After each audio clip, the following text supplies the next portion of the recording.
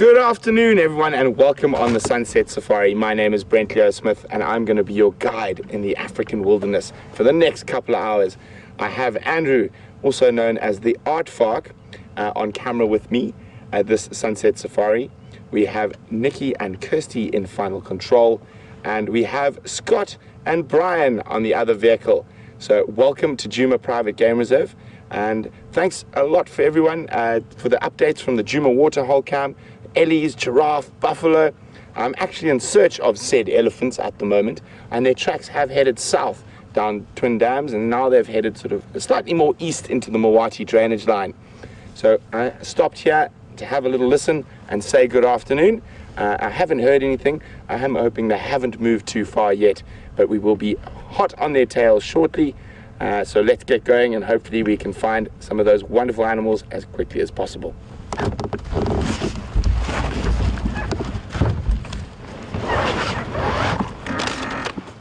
It is a balmy 29 degrees, hence my lovely sun hat, which is about 85 Fahrenheit, and we are definitely heading off towards the end of winter here in the Lowveld, and it's getting warmer every day, which makes me very happy, as I'm not a big fan of the cold.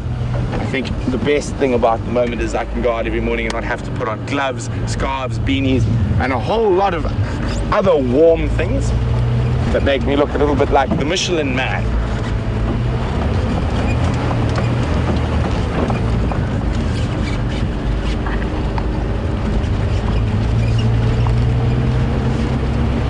So isn't this absolutely fantastic? We're on a live African safari. So you are joining me as we do what I love doing, and in one of the places I really, really adore doing it. And we're traveling around the northern Sabi Sands, which is part of the Greater Kruger National Park. So what that means is it's about a 3.5 million hectare wilderness area that is unfenced, and the animals are able to, ooh, what have we got there? Sorry, 1 second. The animals are able to roam everywhere. And speaking of animals that roam, we have one here. And I know those who are regular viewers will have seen young Sindile attempting to put an end to one of these quite recently, and it's a red-crested Koran.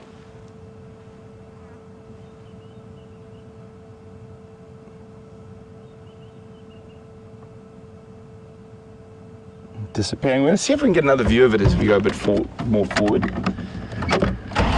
Now, shortly we're going to actually see some really incredible behavior, and hopefully we'll be able to catch it on camera from these birds, specifically from the male. And oh, there he is. I'm going to walk out into that gap there, Andrew.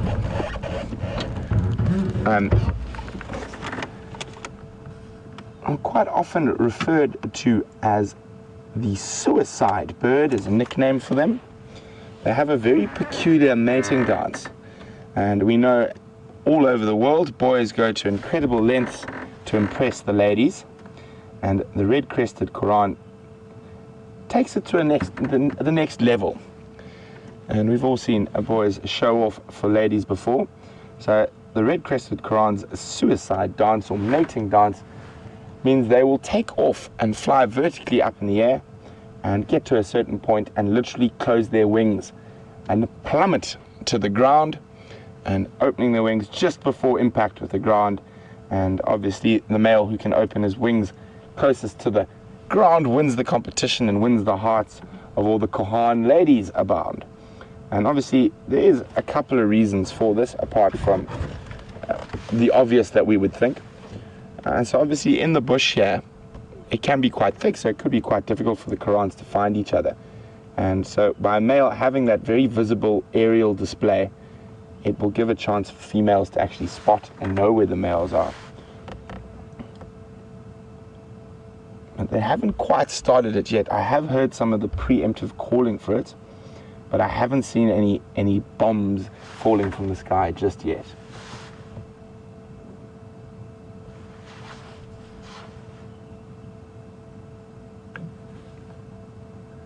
And off he disappears.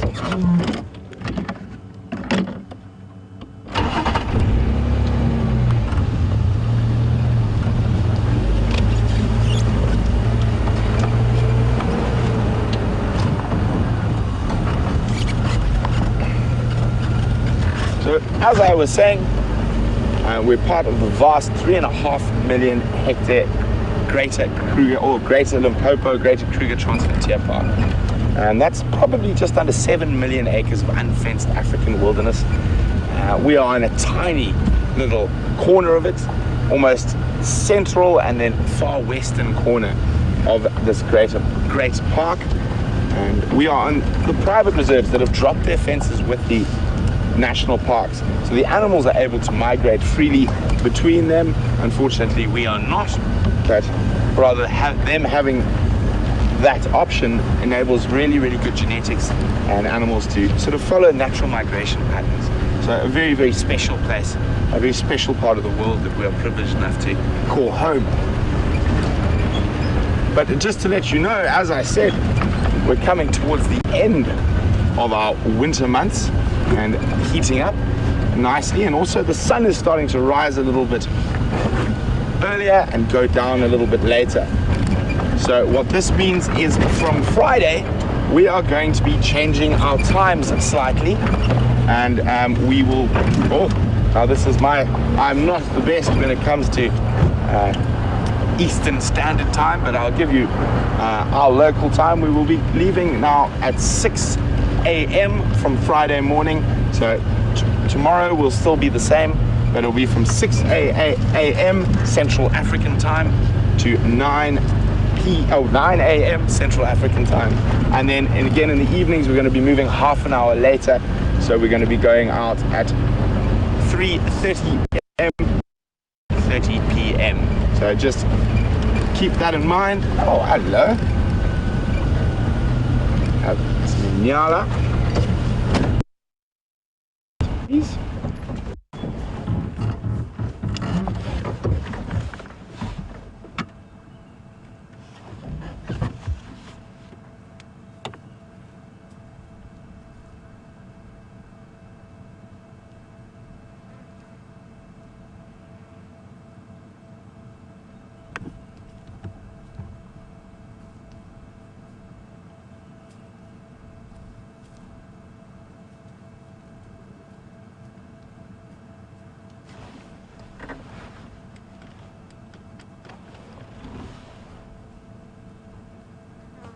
It's always good to stop and listen. So now while we've got these Inyala next to us, I'm trying to figure out where that breeding herd of elephants that was at the Juma Dam Cam has gone.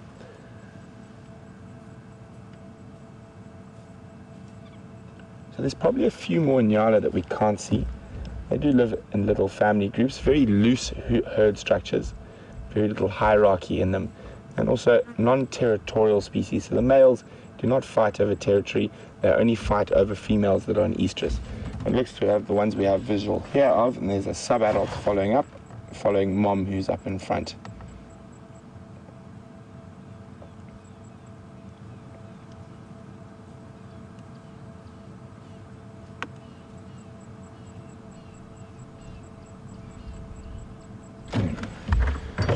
Still no sign of those elephants. But fortunately we have some magic that appears sometimes out of nowhere in my ear. So for those in the States, I think on the, I'm trying to remember, it's East Coast or West Coast, but it will be depending on the East Coast or West Coast, it'll be from 12 dedicated hardcore safari live followers, and other than that it'll be from 9:30 a.m. to 12:30 p.m.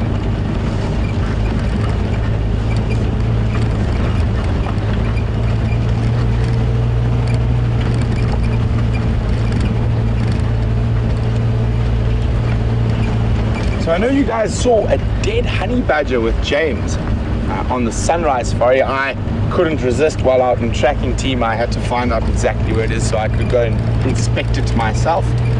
And we are going to have a quick swing past there. I've got a feeling the battaliers might have eaten a bit more of it, so we definitely will go have a look at that and see how that carcass is deconstructed. Hopefully a hyena doesn't wander off with it. I've got a feeling, strangely enough, I've seen quite a few dead honey badgers out in the bush, and I've never found one eaten by anything apart from some predatory birds. So not even a hyena seems to eat a honey badger.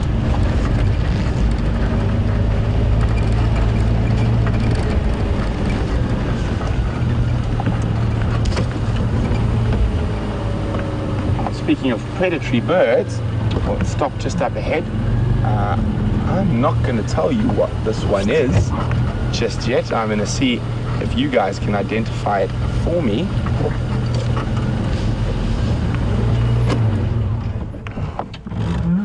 He doesn't fly before Andrew gets in there. There we go.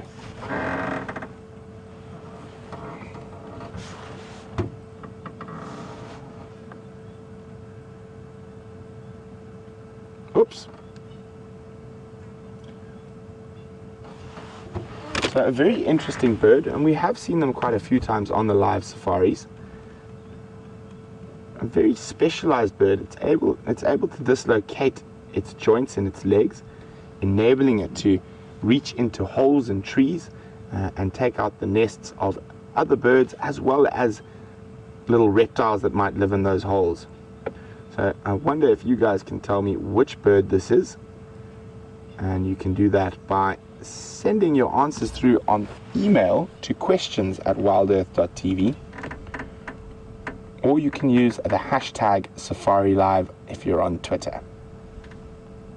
Just going to hang around here for a little bit to see if this bird starts feeding and moving through this marula tree, checking the crevices.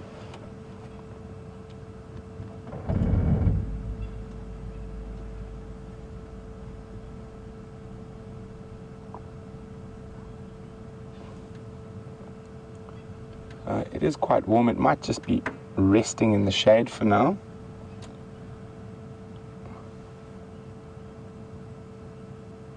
You can see that bare skin on its face. It's one of the diagnostic features of this bird of prey.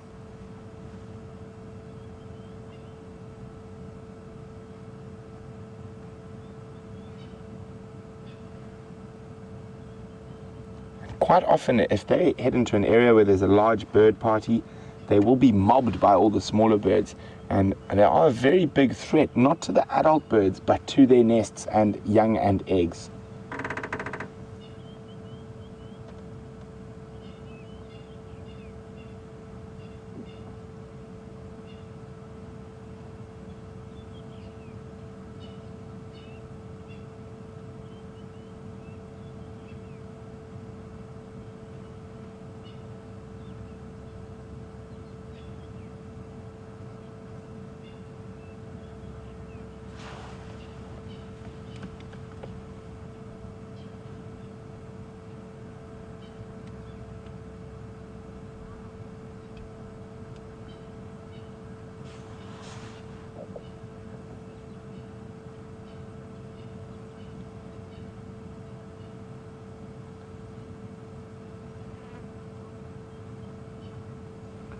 So guys, let's see who can figure out who that is.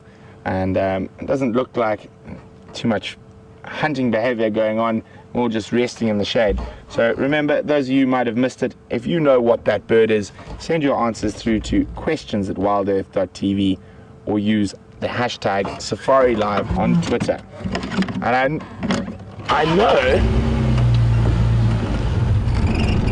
I know some of you regular viewers have definitely seen that bird with Scott showing some of that really, really interesting hunting behavior.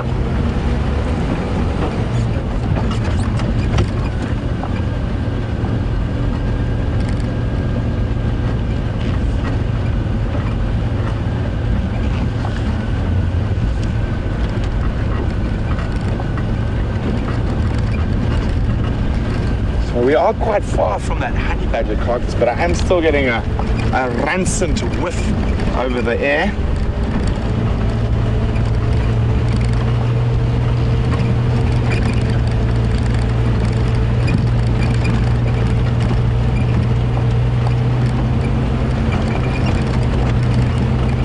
And this is another area where it looked to me when I walked between our camps today and I saw the elephants down at the dam. I was they did look like they were heading in this area, but if we don't get any luck here, I will start heading my way back towards the water and see if I can find the tracks and start from there.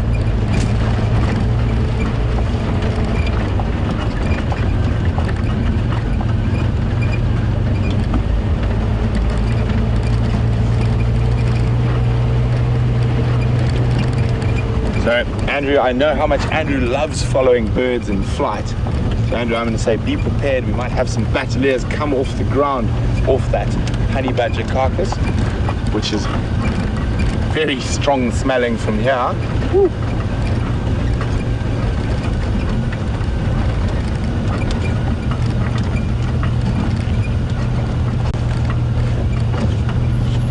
No, the battaliers are not there. Go have a look if they've opened up any more of the carcass.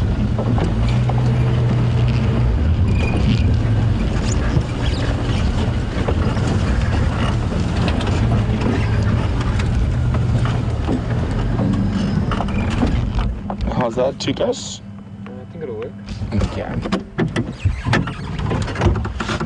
Well, one thing you need out here in the African bush is a strong stomach.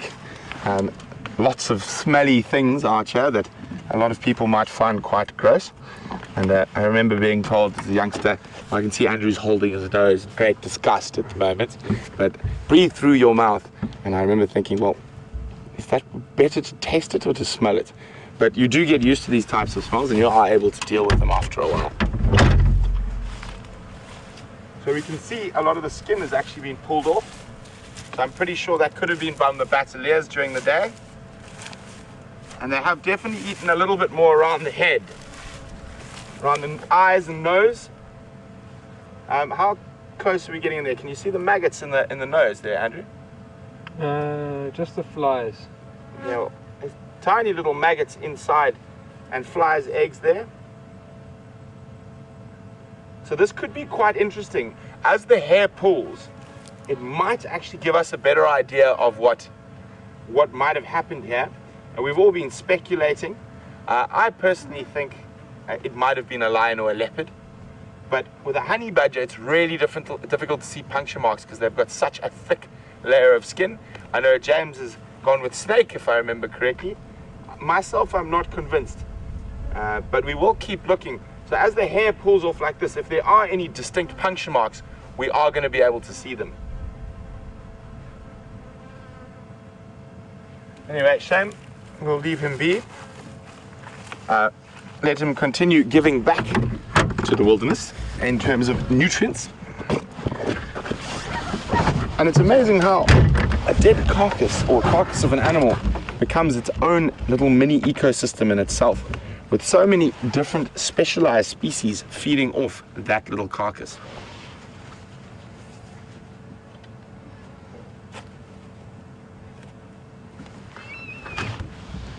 Where is he? I can hear it back there. Oh no, African hawk eagle calling. There we go.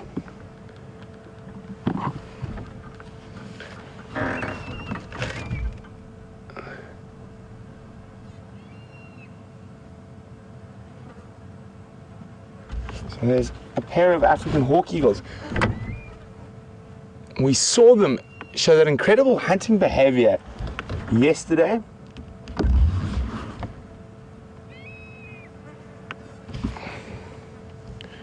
Where they were chasing what was still to be, or will continue to be, an unidentified bird at Sydney's waterhole.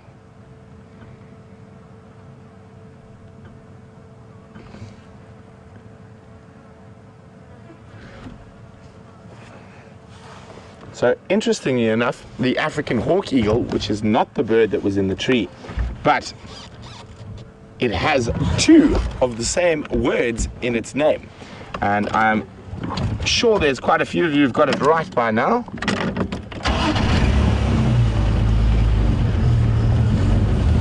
Just get around, back to the road.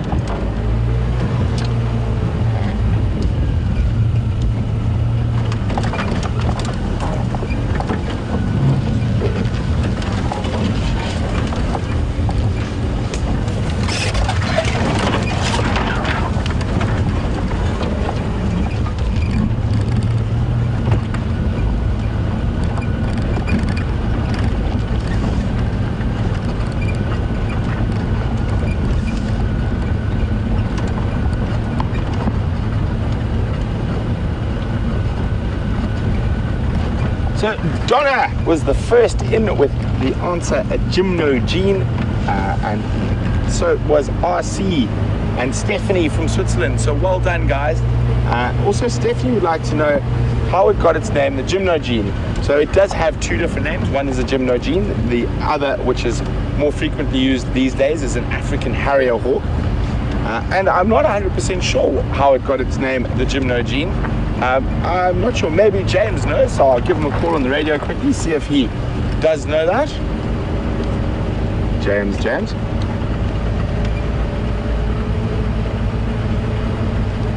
James, do you have any idea why a Gymnogene was originally called a Gymnogene?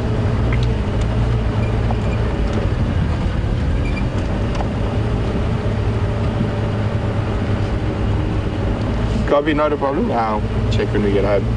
James also has absolutely not a clue, but he has offered to Google it for me quickly. So I said, not worry. Why don't you guys see if you can Google it for me and see if you can find out where a Gymnogene got the name Gymnogene. So while we continue to search for these ellies, we're going to cross across to Scotty so he can bid you a good afternoon and he can let you know his plans for the sunset safari. Mark on me because it's the first. Hey.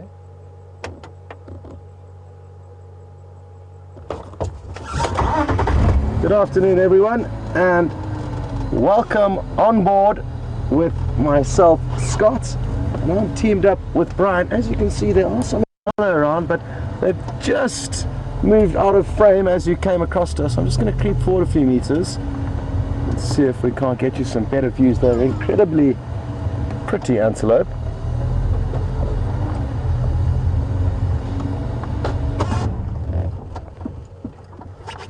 Looks like it's just going to be a glimpse of them for today. This is a youngster we're looking at, and now that she's with the adults, you can see she's considerably smaller, so probably born somewhere around this time last year. It's a very, very hot afternoon, and when we found them, they were just resting up in the shade of this little bush on our right, and I think a lot of the animals for the time being are either going to be drinking at the water holes or seeking refuge in the shade. And just as well, we have decided to change the game drive times, half an hour later in the afternoon and half an hour earlier in the morning, and that is starting on Friday. I'm not sure if Brent's mentioned that to you already, but I'm really looking forward to that because this afternoon it is a little bit hot to be out there, or out here rather. Here goes another female.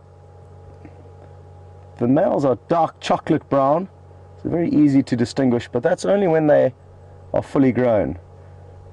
Young males will look much like a female.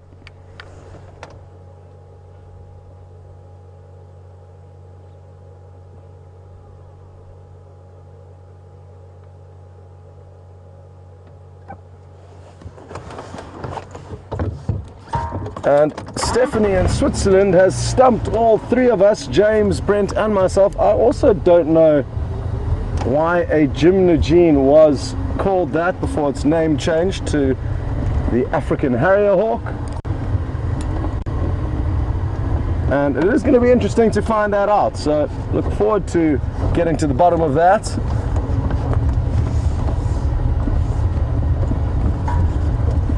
Now, there was a report of some elephants coming to the Gallagher waterhole, which is a small waterhole just over to our right there.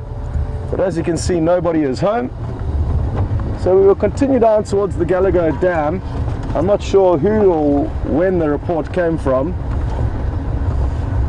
but it was worth coming here anyway because there could have been anything having a drink there, and we still could bump into anything along the way to the next waterhole. James has headed into the area where I left Sindila, a young male leopard, this morning. He is still on his own. He hasn't seen his mother for about 6 days, but it appears that he did successfully make a kill of a substantial size last night. We found his tracks dragging some kind of a carcass across the road, and we're not sure exactly what it was. It could have been stolen by hyenas, but I'm sure he did manage to feed on it, at least for a little bit, because his stomach does look fairly content. By no means in any danger of starving, even though his mother has been gone for so long. And James is out on tracking team, so hopefully he's going to get over the radio and give us the good news shortly. Failing that, we will head into the area as well to lend a hand.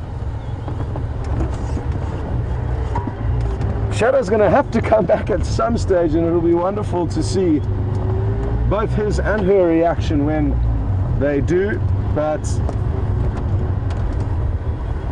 the only way of finding that out and seeing that is by being there. So we may spend quite a lot of time with him this afternoon if he is found. I know this morning we spent about 2 hours with him.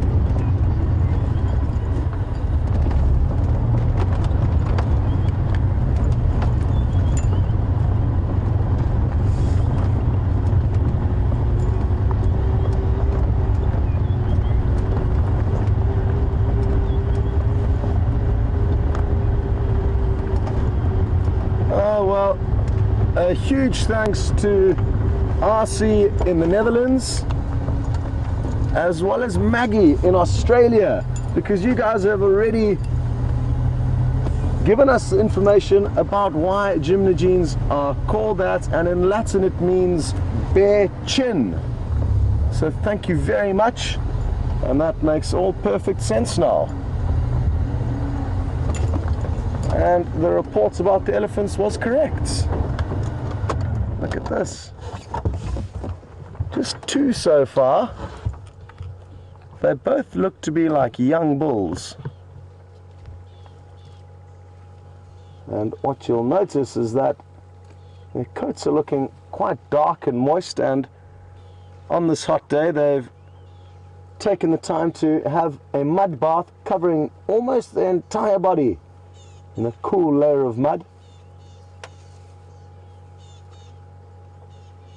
So the elephant's giving us, or giving you guys, a confirmation of exactly how warm it is. It's been a while since I've seen them mud bath, and we will continue to see them mud bathing and even swimming with just their trunks sticking out of the water like periscopes in the summer months.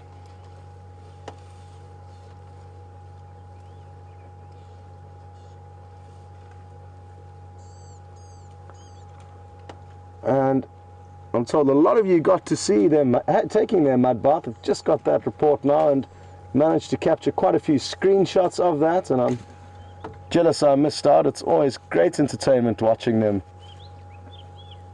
toss the mud around, and also the way they churn it up with their feet to create the mud of the correct consistency for the job.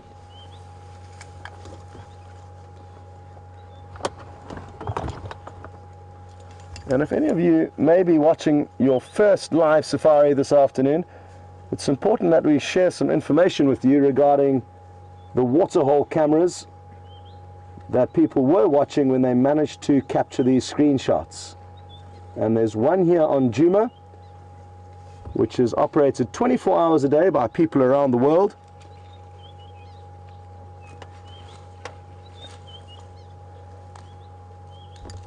Well, I've just seen some more elephants pop across into view, and it's a cow and a calf. Cow's disappeared into some very thick bush above this youngster.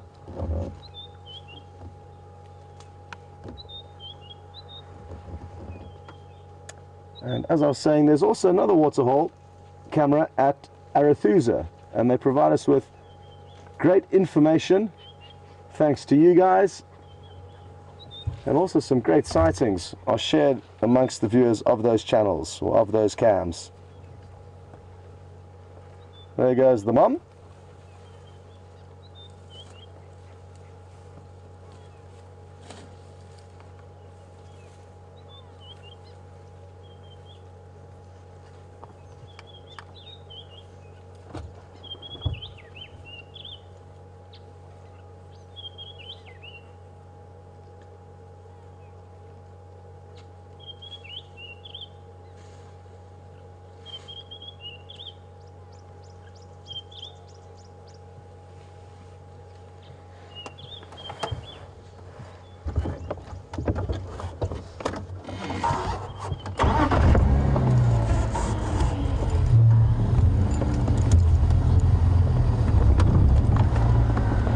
sure if there are still more elephants on their way, and how big the herd was that some of you did get to see.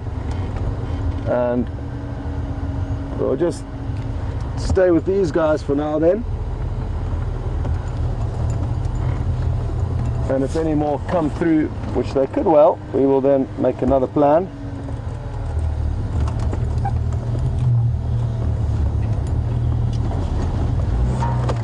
Looks like this young bull's getting a little bit excited, the one on the left. No different to an adolescent human. The young boys can be a little bit mischievous and playful.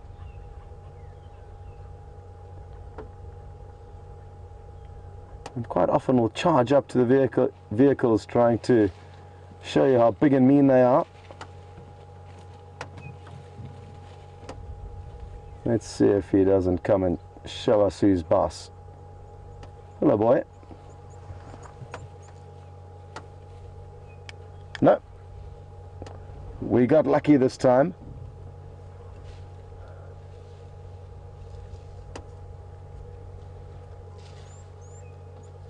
Interesting comments just come through from Cecilia saying that these elephants are looking a bit bony and skinny. And it is going to be the hardest time of the year for them from now on until about November, when the first rains will begin to rejuvenate the vegetation here. So they will be looking skinnier than normal, but certainly not to any point that we should be concerned. And these guys will be just fine. It has simply been a tougher year than normal due to the fact that we didn't get as much rain as normal during our last rainy season. But it's not dire drought conditions, and there's still food around. They just have to search for it. A little bit harder than normal.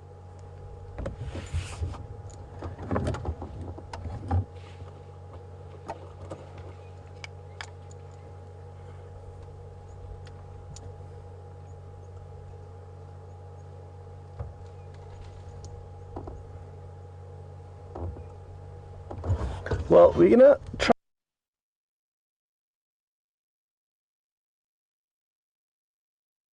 across to Brent to see what he's found for you.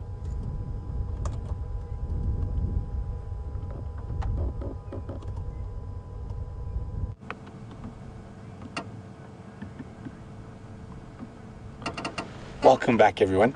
We've headed back towards the Gowrie waterhole to see if we could find where those elephants have gone. It seems like Scotty's found them, but we did find some of the giraffe that were there earlier. So we're just going to move a bit forward. I can see a male giraffe ahead, and he's looking intently in that direction. And I know with Scotty, you've managed to find shadow like that, but quite often when they're looking intently, it's not only sort of cheetah and leopard, it could be another giraffe that they're looking at. So let's see what he is looking at so intently.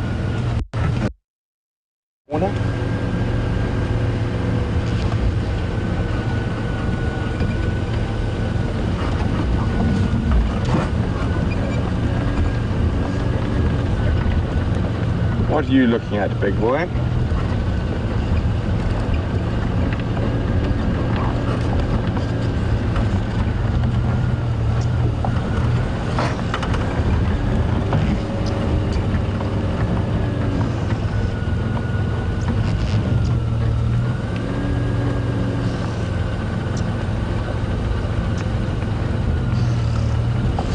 Looks like whatever he was looking at, he's either lost interest in or can't see, and he's moving to get into a better position to see.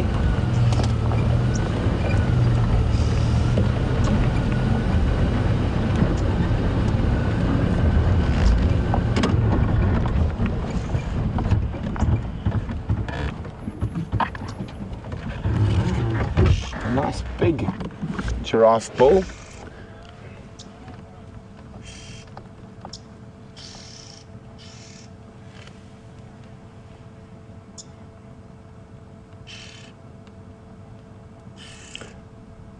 So guarri bushes are often not a tree you'll see giraffe or anything eating quite frequently, but in the dry season they will occasionally feed off them. Still interested in something up to the left.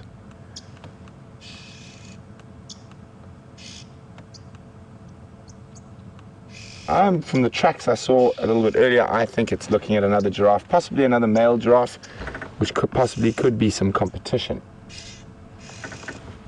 Or it could be looking for a lady.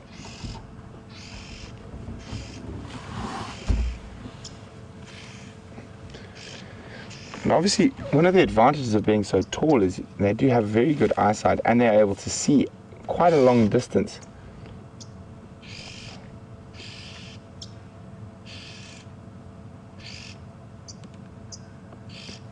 But it's lost interest in whatever it's seeing. Well, let's just go have a quick squiz up there, just in case. You never know, it might be a leopard, or even better, a cheetah. But we'll go have a quick look, and if nothing, we'll come back to this beautiful big boy who's having a bit of a feed.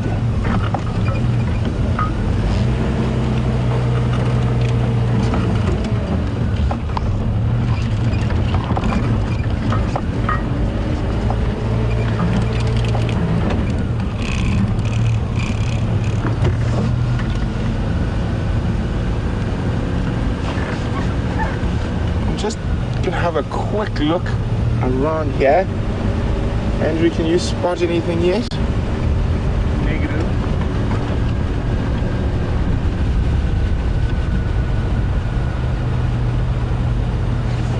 Look down into the drainage line.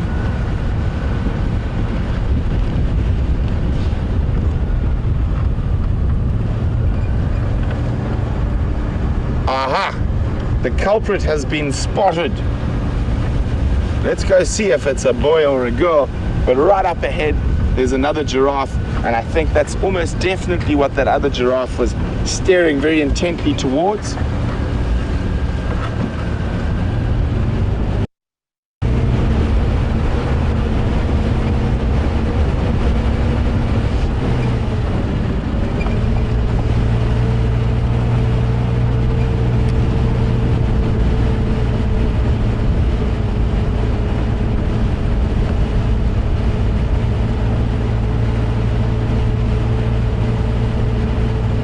Have a look. Is it a male or a female?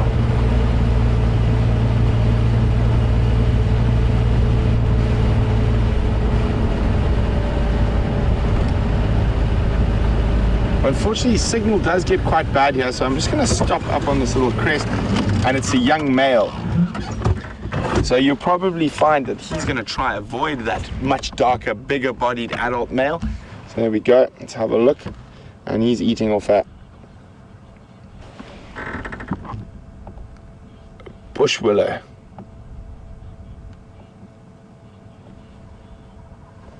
So there's a young male giraffe.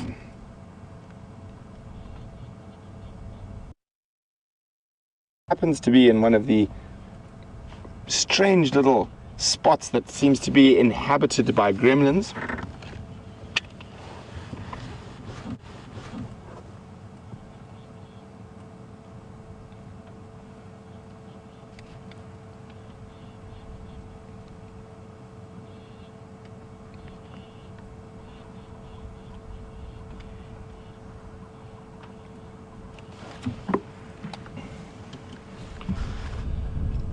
So quite a lot of our herbaceous species, so herbivores, things that eat grass and trees and plants, are non-territorial to a degree. And Dave Toronto was wondering if any of them, apart from obviously the predators and carnivores, were non-territorial. Well, Dave, interestingly enough, giraffe, as we have here, also live in sort of loose family groups and harems, and they do move through areas, and they are sort of non-territorial, and they will generally only fight over females when in estrus. But the most and the biggest and most prominent sort of very territorial herbivore that we get here in the Sabi Sands is one, unfortunately, we don't show you. It is rhino. And they are highly territorial. Males will defend their territories vigorously against other males. For those of you wondering why we don't show rhino, there is currently a poaching issue with rhino in the whole of Africa.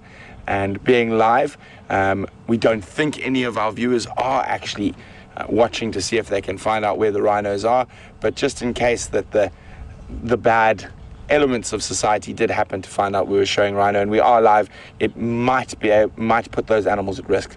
So we don't show rhino even though they are here, but they are highly territorial and they do defend territories against other rhinos, and that's probably the most territorial of the non-carnivore species that we get here. Also steenbokkies, little steenbok are also territorial, and they also vigorously defend a very small territory against other steenbok. You just try to think offhand. Hippo are territorial in the water and have very narrow territories leading from the water, but mostly territorial in the water, protecting good areas of water so they can have lots of ladies with them so they can mate. So like Buffelshoek waterhole, not the greatest waterhole at the moment, so you often find possibly that bachelor Bob, a young hippo bull who is not ready to claim one of these prime territories, and he sort of hangs out there sometimes. And I'm just trying to think offhand. I think those for now, but if I do remember any others, I definitely will let you know. I think we're gonna leave this guy and we're gonna head back to the other guy. Hopefully he hasn't meandered off too far.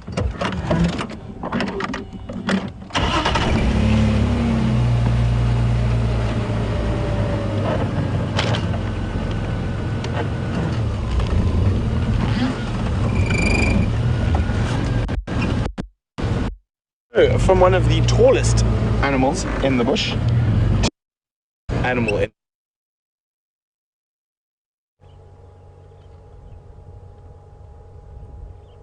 Welcome back, everyone, and so happy to hear that Brent found some giraffe. I know a lot of you have been asking to see them, but there are not many around at the moment, so that's great. And thankfully these elephants have popped out of the thicker vegetation and are just feeding on the side of the road. This one's certainly in the best view. There's another one up off to the right. The cow and calf, I'm not sure where they've disappeared to, so it's just the two bulls that we can see now. And as I said earlier, at this time of the year they'll have to be resourceful in looking for food, and he's apparently moving this fallen down tree to access plants that haven't been fed on, that are growing underneath. Watch closely here. They're growing underneath this tree. And it's a great story here because it would have been another elephant that broke down this tree possibly a couple of years ago, and this fallen down tree has created a little micro habitat which allows new trees and new growth to grow. Obviously this elephant now is about to undo that, but it is a good example of how their destruction can lead to helping future growth.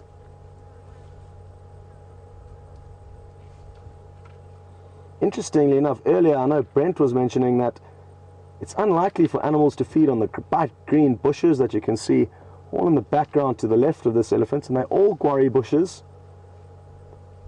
But from time to time, when they are desperate, like now because it's very dry, they will feed on a few, and this individual here did have a few mouthfuls of guarri earlier, and it's only the second time I remember seeing elephant feeding on guarri bushes. The first time was about a week or two ago, and that was on a tracking drive with Stefan, and even with all his experience and time in the bush, it was also the first time he ever got to see an elephant eating the very bitter and distasteful guarri plants.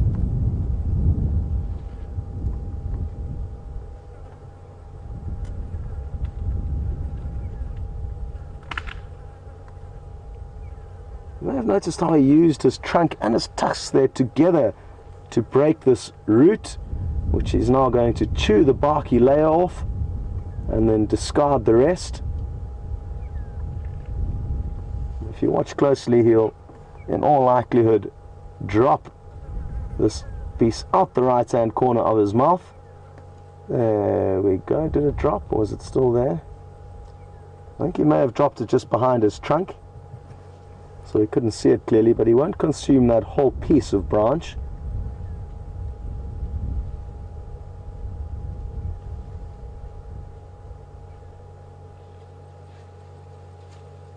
So earlier he used his tusk and his trunk, now he's using his trunk and his foot to try and get his next meal. And the majority of time spent watching elephants, you will see them feeding. They need to feed on an incredibly large amount of vegetation every day. The experts say about 4% of their total body weight needs to be acquired daily. And I would say this guy's about 3 tons, maybe 4. So anywhere from 120 to 160 kilograms of vegetation needs to be consumed every single day. A big bull could consume as much as 250 to 300. Looks like mid-feeding he found a small dusty patch there, which he may continue to work and increase in size with his foot and then throw over his moist, damp coat. He has been swimming a little bit earlier, which some of you got to see. And it's common for elephants to not only mud bath, but also dust bath. The cool, sandy dust will help coat and cover his hot skin.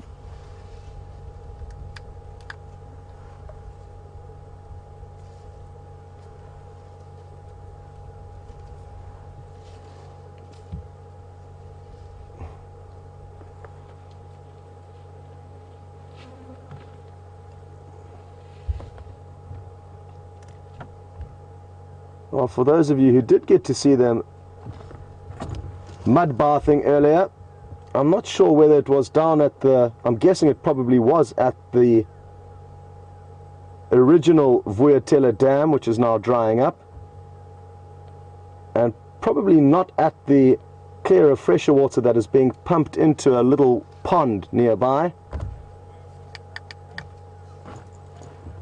And Jennifer in Idaho has just asked us whether we do pump water into waterholes around the reserve during the dry season. And yes, in the Sabi Sands that is done. And most landowners will pump water into these small ponds during the dry season. Not all of them. So there certainly is more than enough water than there normally would be.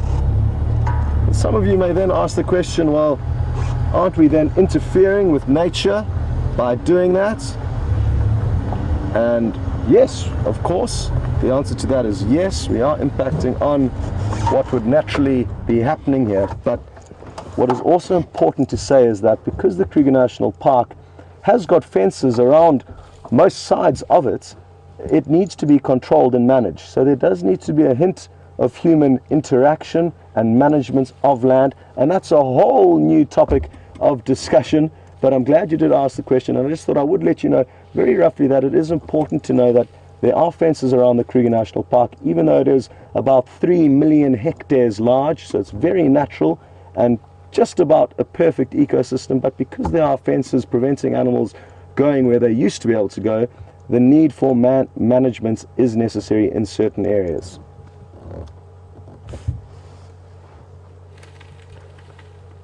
Now this, I think, is simply him displaying his strength to us. He seemed a little bit playful earlier.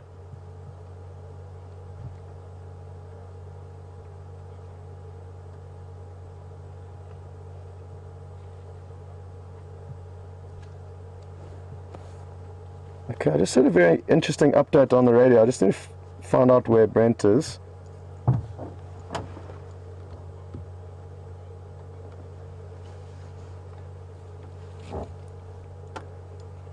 There's just people chatting on the radio, which is going to make it tricky, so I'm going to have to wait for my turn, so bear with me please, but I do need to get a hold of Brent very quickly.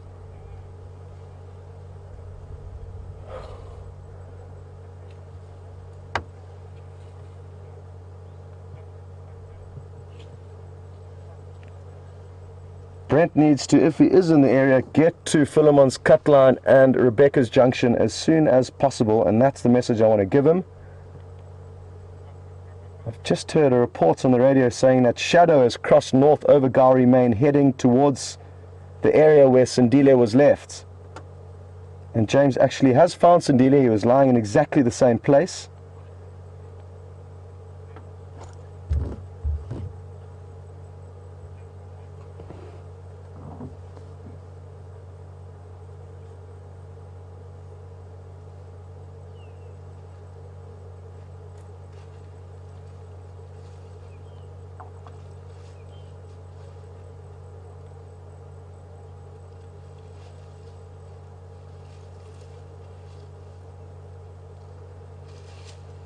Okay, well, false alarm. The report of shadow crossing in was incorrect, and one of the guides saw the same drag mark that we saw this morning where Sindile had dragged a kill across the road. And that guide thought it was tracks of a female leopard, which is forgivable because his tracks and his mother's tracks do look very similar. So hard to differentiate between a young male and a female. But the good news, Brent is heading into the area anyway, and hopefully he will be with Sindile shortly.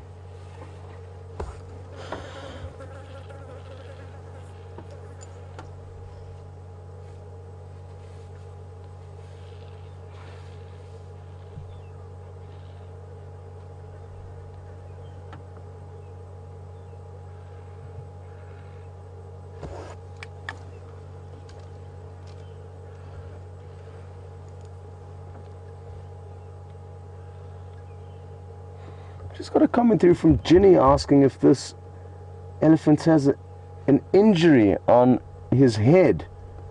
And not that I've seen, Ginny, but I'm going to try and get closer again now and we'll take a closer look. A lot of the time you guys are seeing things a lot better than we are seeing them right here. Brian's got a tiny little monitor on the camera that he sees the picture with. It's about that big, so it's difficult for him to see very clearly, and I've got a tiny monitor below me here, also not very big and often covered in a fine film of dust. So please point out all these little things that you see to us and share your observations, because it often leads to great things for us to know about. Just like this morning, one of the viewers pointed out that Sindile had a very faint smudge of blood above his right eye, and it was only after that update that I got to see exactly what she was talking about. So keep sending those through, and let's see if we can see any injury here now. Look at him displaying for us, aren't you big and strong? We're not going to come any closer, it's far too scary.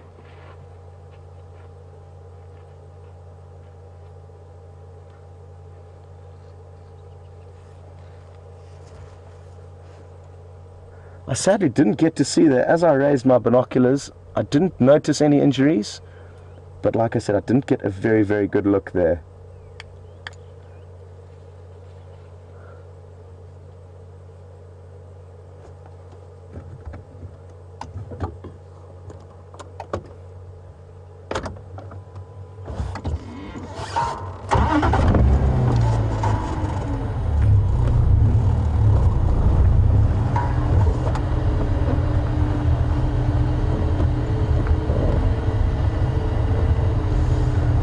Stephanie in Switzerland, hello and welcome on board.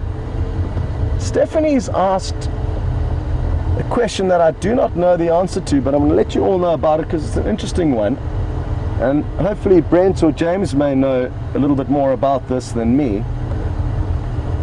Stephanie's noticed that the elephants in an area called Etosha,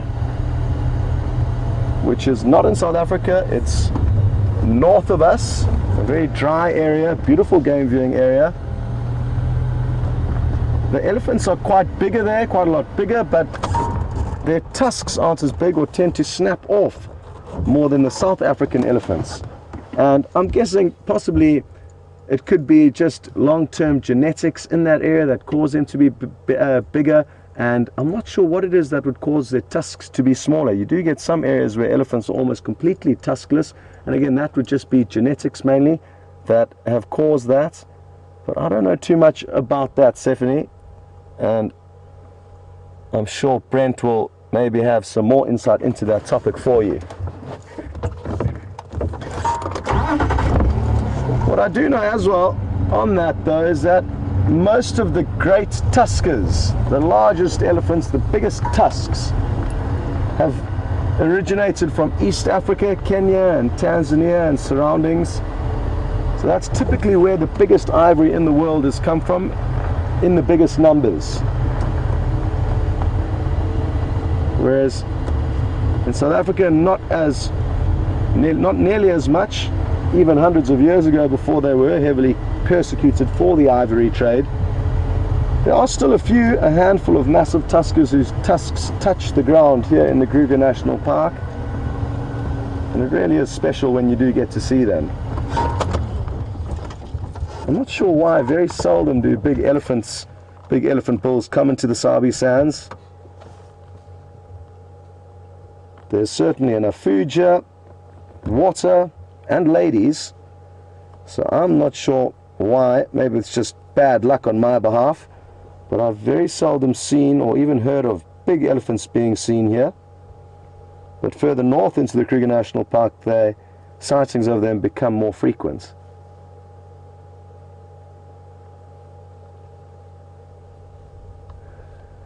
It's still very hot and still, and I'm hoping that's going to change later on as it cools down.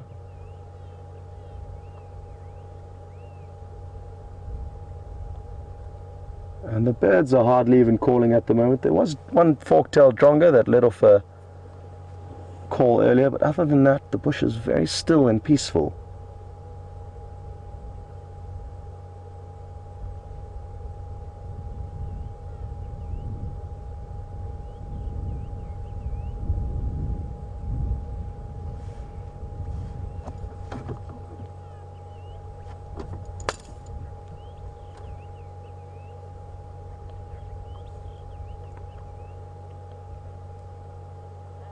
Well, the first horsefly of the season just landed on me and bit me, and there's going to be a lot more of that coming as the summer approaches. And I really am looking forward to all the creepy crawlies and insect life that we can look forward to seeing, because there are some really interesting little bugs, spiders, and creepy crawlies that we can show you, as well as reptiles and birds and flowers. There's going to be huge changes in the safari experience from now up until November and December, which will be the peak of the summer.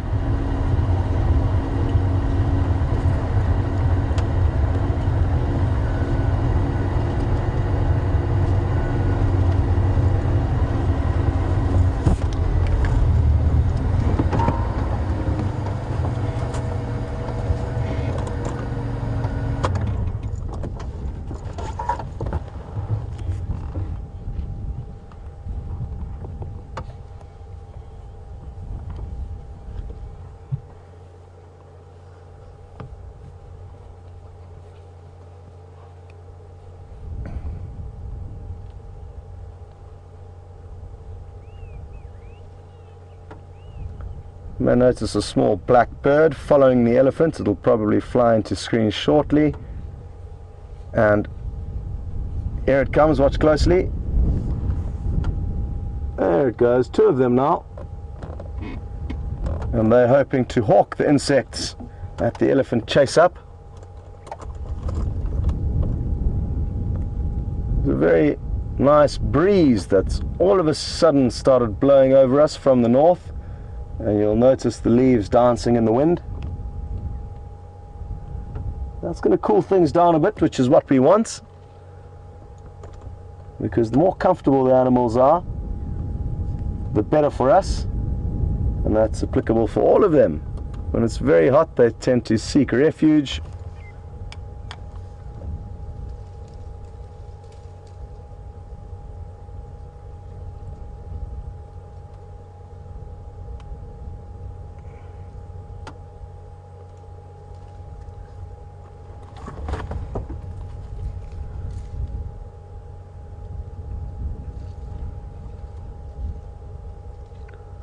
Well, interestingly enough,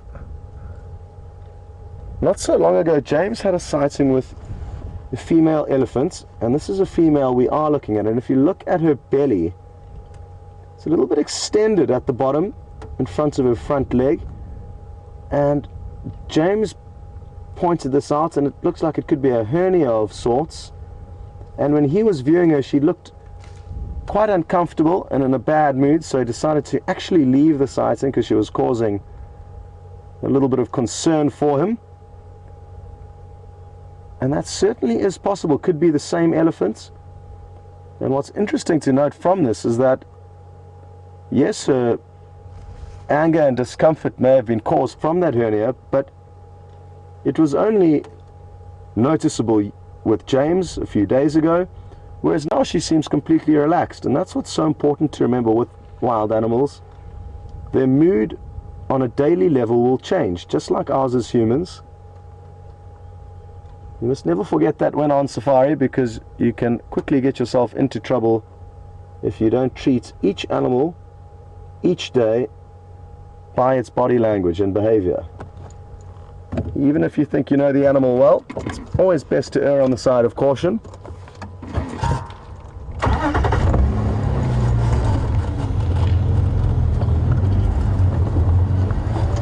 So just to update you, I think Brent has aborted his initial plan to go over to Sandile. There's quite a few other vehicles there at the moment because the game drive channel wasn't working on Juma this morning, and thankfully is now.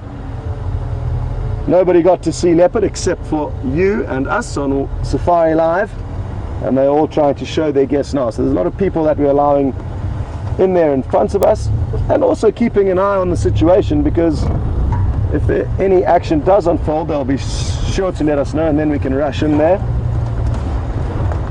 But for now, like I said, because it is so hot, Sandile is probably going to be fast asleep, and it would be better for us to spend a little bit more time with these ellies before continuing on to him.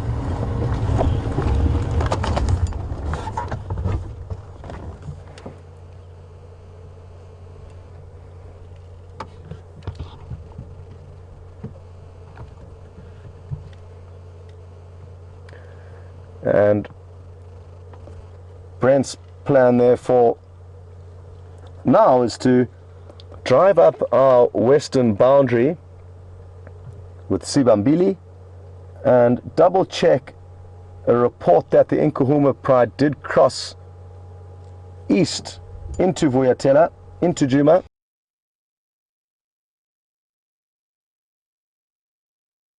He got confused with some older tracks, because I did see some tracks but they were not fresh.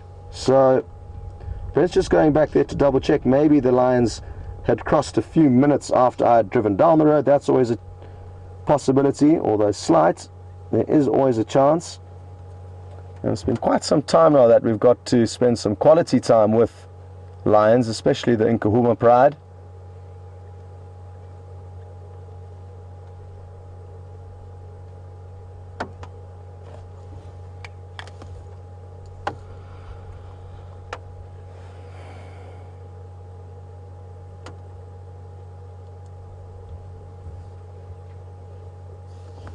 Well, curious one, thank you very much. You've made a very good point relating to Ginny's observation earlier, saying that she thought she saw a small wound on the head of one of the elephants.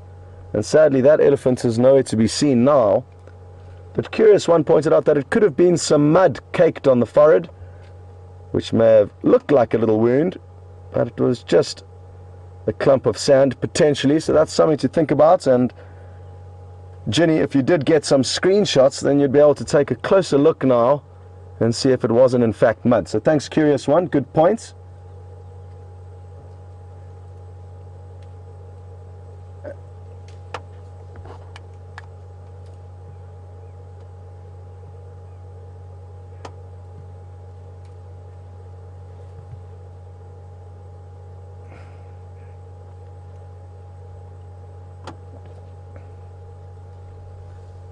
Well, we got an observation earlier from one of the viewers saying that the elephants are looking skinny, and now another one from Brian also saying that she thinks they're looking a bit thin. And I must say, I don't want to disagree with you, but I personally don't feel that they are looking abnormally thin or dangerously thin. Their spine is often visible, and shoulder blades, even at the most plentiful times of the year. That's not to say that they certainly may not be as chunky as normal, but I personally haven't noticed a major difference in their condition from summer to now. But then again, you guys, like I said earlier, are getting often better views than we are. zoomed in with Brian's handiwork on the camera. So maybe you guys are right and I simply haven't been keeping a close enough eye on them.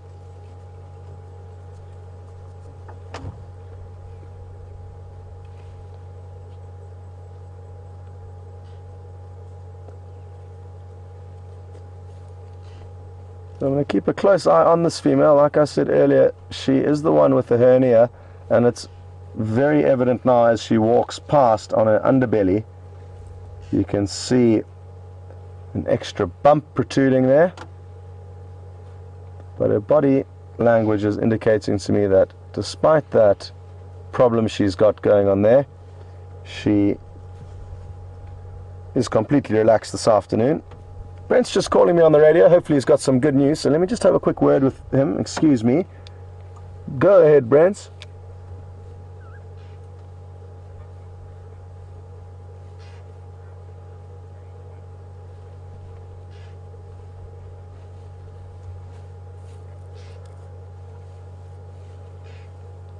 Okay, copy. Good luck. Brian, look at her tail. It looks like a giant dreadlock. Let's take a closer look at this. I've just noticed this could be a Rastafarian elephant. Oh, you know what it is? It's the mud that's caked all of her tail hairs together, creating quite a fancy hairdo. Well, even the elephants here tend to take care of their hairstyles. And there's a cute little elephant bull, probably just over a year of age, probably more than that, actually taking a second look now. So somewhere around a year and a half to 2 would be my guess. And like most young elephants will do for the first few years of their life, they will always be just a few meters away from their mother, and he's hot on her trail.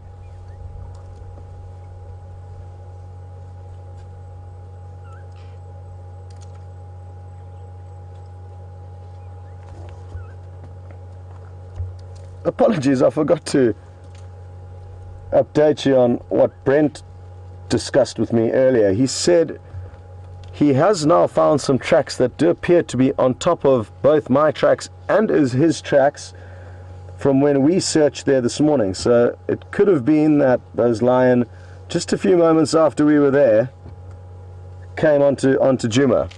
The catch is where they crossed is also very close to the boundary with Buffalo's Hook, our northern neighbors, and therefore they may have ducked onto a property where we cannot go. But Brent's a great tracker and very determined, so I think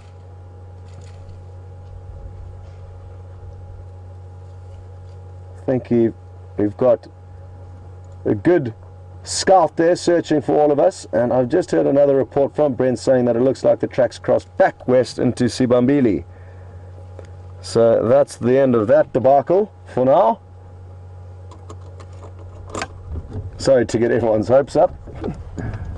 But that is a reality of being on safari. The amount of times where I've even been racing to a sighting with guests, a confirmed sighting of either lion or leopard, and you tell them we're going, hold on tight, and a moment before you get there the animals will disappear into an area where you cannot go, and then you have to try and backpedal and console everyone's disappointment.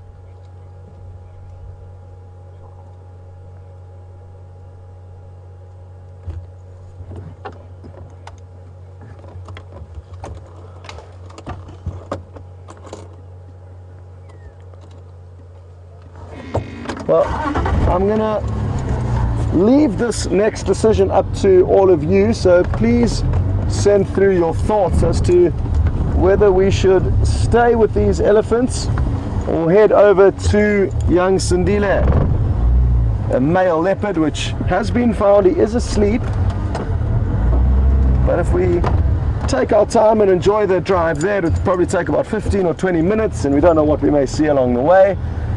And from about that stage of the afternoon, I think it will be starting to get cool enough for him to become more active. So let me know, do we stay with the elephants or do we go to the leopard?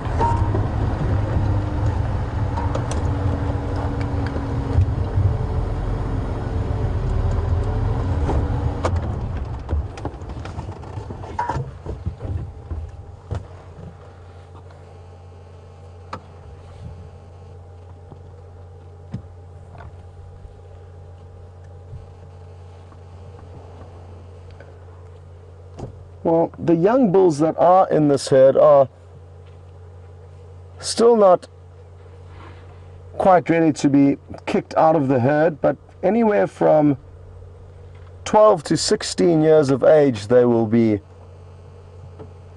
kindly asked to leave the herd, and I guess it may also be their own decision, wanting to head off in search of new beginnings.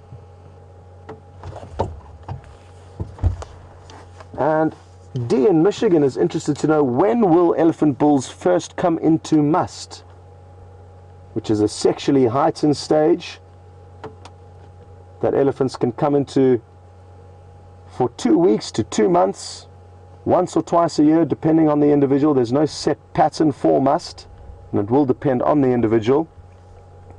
And I personally haven't seen younger elephant bulls doing it. I'd say the youngest bulls I've seen in must would probably be at around 20 years of age, and it's usually the much bigger bulls that you see in must. Maybe must periods or must levels increase as they get bigger and bolder, and it might be less noticeable when they're young. Still occurring, but less noticeable. But like I say, the youngest bulls I've seen, and it's always a guess when you're guessing their age, would be around 20 years of age.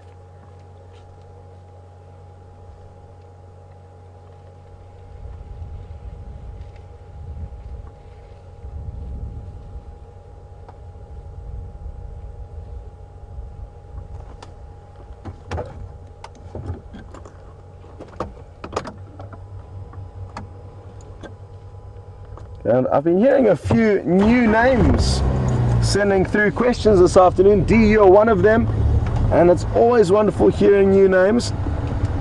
Not that we're getting bored of the regular viewers, of course, but it is nice to know that more people are joining in and making the most of this wonderful safari experience.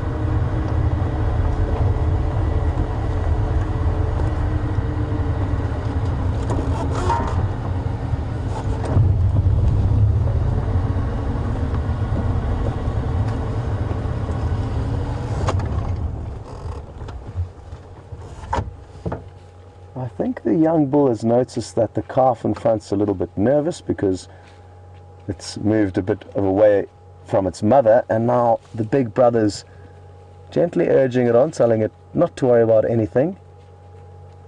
It was just an ever so slight increase in its speed that you may have noticed, and then the bigger bull behind gently pushed it forward with its trunk, saying, "Go on, nothing to worry about." At least that's my analysis of what happened. I love the way they walk like cowboys. They kick their knees out to the side. It's something that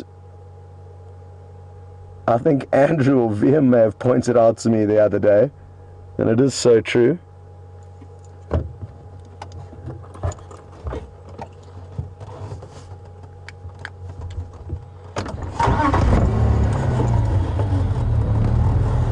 Tracy, Donna, and the majority of everyone that did send through their votes regarding what we should do next have said off to Sindila, the young male leopard. And if that wasn't what you're hoping for, apologies, but you obviously didn't get your vote in time.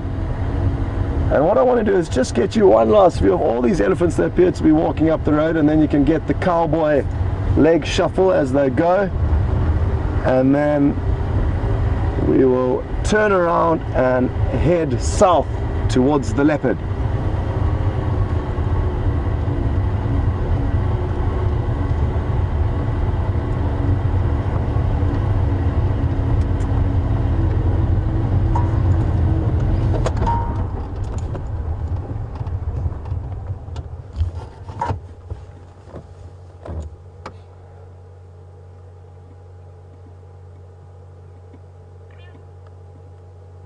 Well, one of the collective nouns that can be used for elephants is a parade of elephants, and I think even though it's a small one, this is a very good opportunity to use that noun.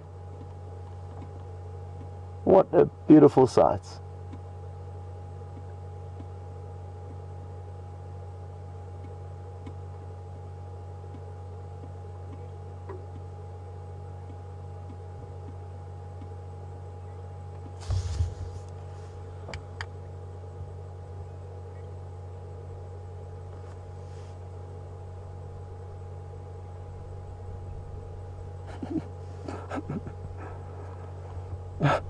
Well, my prediction of D in Michigan being a new name and a new viewer on WildEarth Safari Live is completely wrong. Apologies, D. She's been watching since inception, so she probably knows more than I do about Safari Live. So good to know you're watching, and you got to send through more questions so we know you're around. And even if it's not a question that you want to know, what I personally love is comments. When you let us know what you're enjoying, what you're not enjoying, less of the time ideally that, and observations in your country or anything really, just to chat about.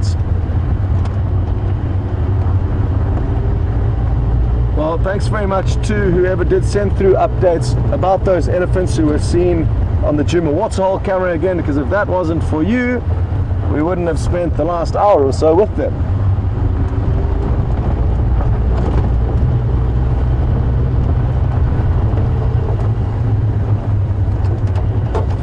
Earlier on we saw some female Inyala, and I mentioned that the males are a darker chocolate brown.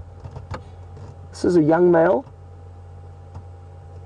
His horns will probably get 1.5 times longer than that.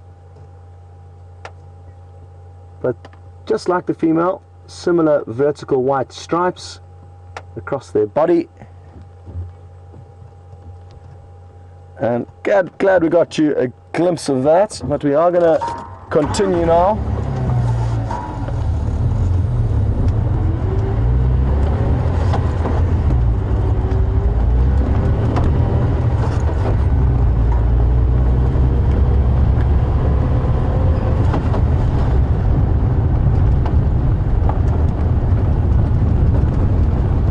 So we're gonna start increasing the speed a little bit to get you to Sindile, and we don't want to bump you around on that speedy journey, so we're gonna send you over onto Brent's vehicle for a slow cruise. Enjoy.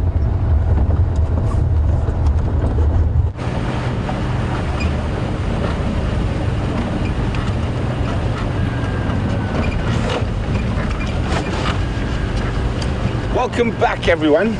Andrew and I are traversing the far western corner of Arethusa. Not an area we get to too often, although I keep saying that, but I have been here once in the last couple of days, and we are going to head towards where that vulture nest is, so we can see if we can get a better view of the baby as it gets a bit cooler and the adult possibly returns from a day out foraging. So I know you've been having a wonderful time with Scott and those ellies, and Stephanie from Switzerland asked whether the elephants here were bigger, where the elephants in Etosha in Namibia were bigger than here, and she thinks that they are. Well, Stephanie, I might have to beg to disagree with you there.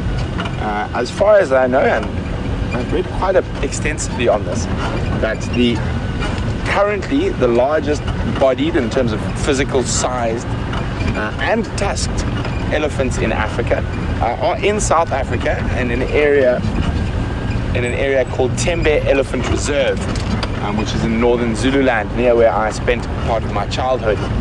And they have had some incredible tuskers. They also had the largest tusker alive up until recently, whose name was Isilo, who passed away. Isilo is quite a strange name for a big bull elephant. It is from Zulu culture. And oh, hello impalas. Let's carry on. And Isilo is actually the name, one of the praise names given to the king of the Zulus. The king of the Zulu at the moment is a man by the name of King Goodwill Zwelithini, and he is the king of the Zulus. And this is an old praise name for Zulu kings. It has been used for many, many years, I mean probably hundreds of years. And Isilo refers to a big black-maned lion. So I think whoever named that elephant was a little bit confused with their Zulu culture. It is a praise name for the Zulu king, but it refers to a big black-maned male lion as opposed to a big bull elephant. And so Stephanie, as far as I know with current research, that is the largest bodied elephants in Africa, followed closely by the elephants in the Lowveld, in the Kruger, and that would be these elephants. We unfortunately don't seem to see that many really big bulls around here at the moment. They might come specifically during marula season, and when I first started we did see quite a few bulls, and I think Andrew and Brian and myself have had fantastic sightings of very big musk bulls. We do have a lot of breeding herds, and when those elephants aren't in must, they're going to spend a lot of their time trying to avoid all the commotion of the breeding herd.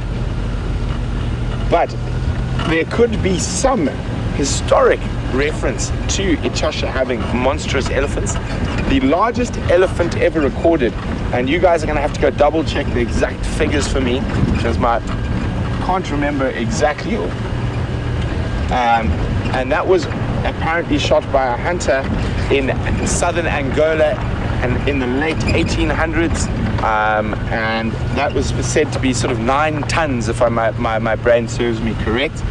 And that could be, I think, as far as I know, the largest bodied elephant ever recorded ever in Africa. And that, before the civil wars in Angola and stuff, there would have been very much a natural migration between Angola and northern Namibia. I'm not sure whether it has gone as far as Etosha, but it is possible. So if someone can have a double check on that for me. The largest, heaviest elephant ever recorded in Africa was from southern Angola, if my memory serves me correctly, and it was about 9 tons in weight. Also, Stephanie, it's quite a common thing that happens. It happens with giraffe as well, and I have fallen victim to it myself.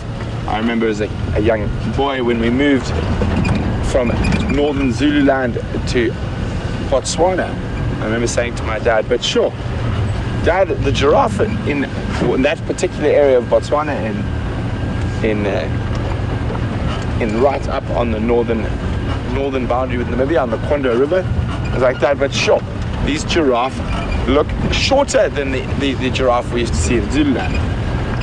And my dad said, no, you're just looking at it incorrectly. And I've noticed this even more so when you go into desert areas. And Etosha, being a very arid area, would fall into one of these categories. So the giraffe in Kondo looked shorter to me because the trees were bigger. So the jackalberries and torchwoods and that were huge there along the river. And the giraffe just seemed smaller. And where Zululand, it's a very, outside of the sand forest, it's very uniform, very sort of short bush, quite similar to this. So the giraffe is quite often taller than the majority of the trees around. And I noticed specifically when I went down and spent quite a lot of time in the Makhombo salt pans and central Kalahari, that the giraffes, and when you do see an elephant there, they look massive because the bushes are so much shorter. And it's a little trick the human eye plays. And I mean, I've fallen for it a couple of times. You're sort of driving through the central Kalahari and you just look at this giraffe and it's about 3 times the size of the tree it's feeding off. And you think, wow, that's a tall giraffe. And then once you sort of put into context the size of the trees and bushes around, it makes a little bit more sense. Well, thanks very much for that, Stephanie. That's really interesting, and hopefully someone does manage to find a bit more information on that elephant from Angola. And we have a kudu crossing in front of us here.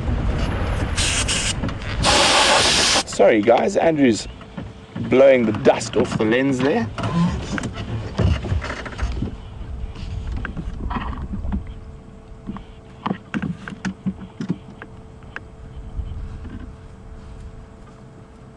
So apart from having a good look at the kudu as they move off onto the crest, heading west towards the setting sun, it's a good chance to just stop and listen.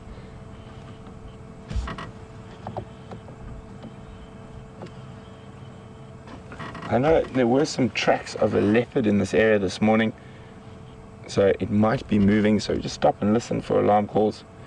And speaking of alarm calls, kudu are one of the best animals if you hear their alarm calls. Impalas sometimes get a little bit confused by smells and things, but when you hear a kudu barking, they generally don't cry wolf, so they've definitely seen a predator.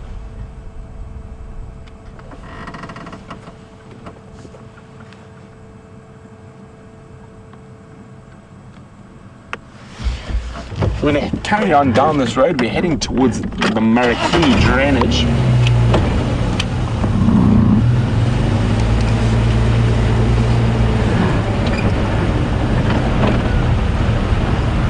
So guys, Scott was on his way to young Sandile, but he's got distracted by something quite interesting, so we're going to cross over to him so he can show you exactly what that is.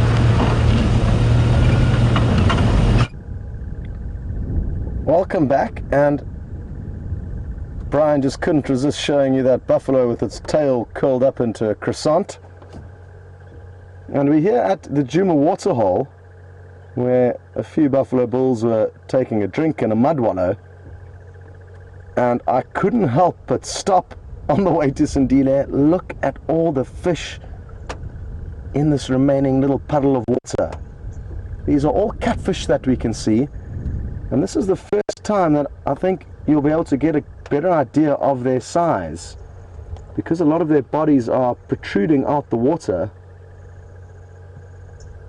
You can at least get an idea of how long they are, and it's probably, most of the ones we're seeing here are about 3 feet in length, possibly even some a bit bigger than that.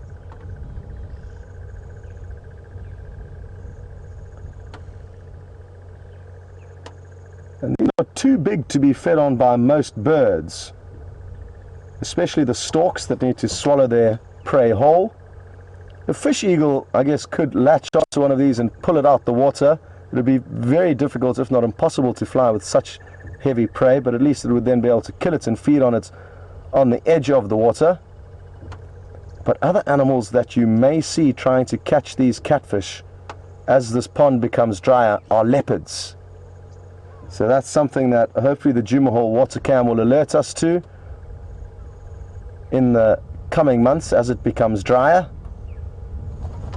But we'll wait for that call and leave these fish to continue battling it out. Thankfully for them, they don't have to worry. Even if it does completely dry out, what they can do is squirm their way into the mud,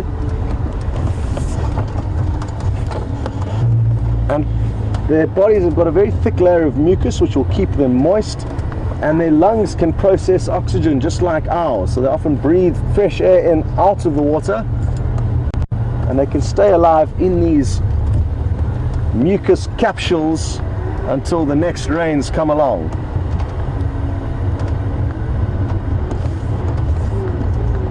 I'm happy to hear that Brent had a bit more insights onto the elephants of Etosha and that discussion, because I've never been there, so I don't know too much about them. I noticed the zebra just before we went down to the water's edge. He hasn't moved an inch and doesn't look particularly happy at the moment, although that could be interpreted differently, I guess, depending on where you're looking. He's covered in oxpeckers, as you can see. Now, what I thought I saw earlier was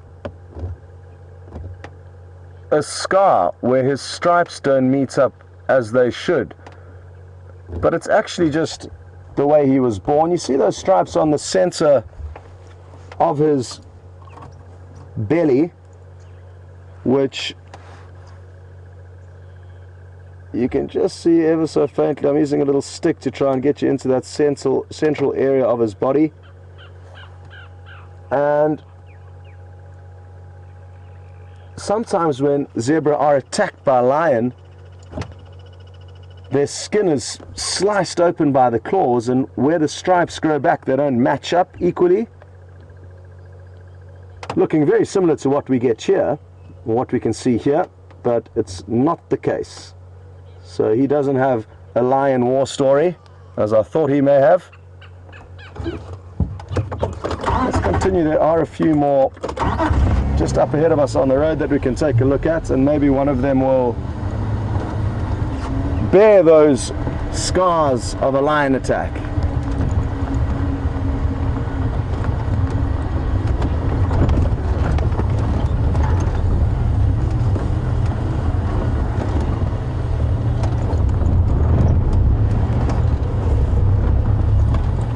No, they all look scar-free and scratch-free. Look at the two little foals taking time to groom one another in front of us.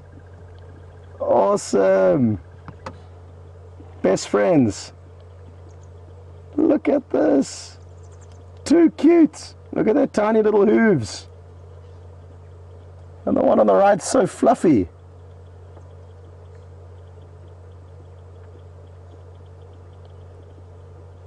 You can actually hear them.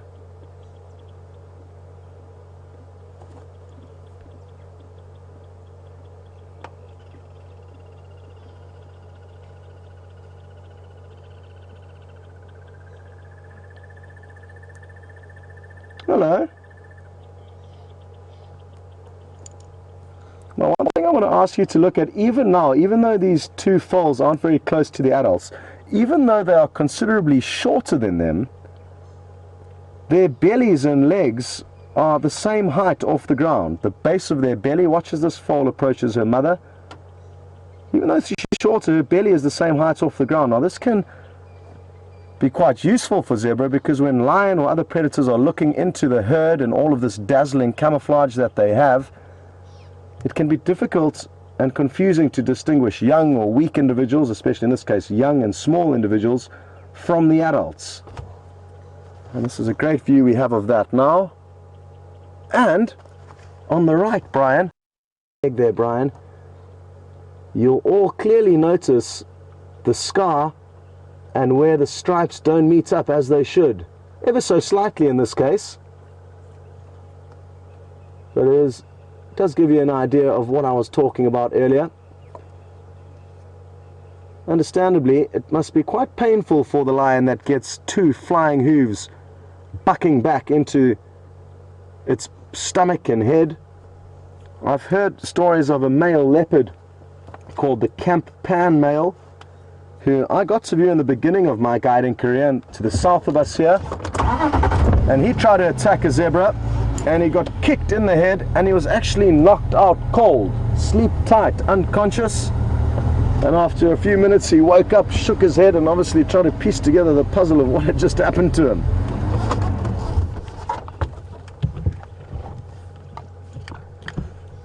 And I'm sure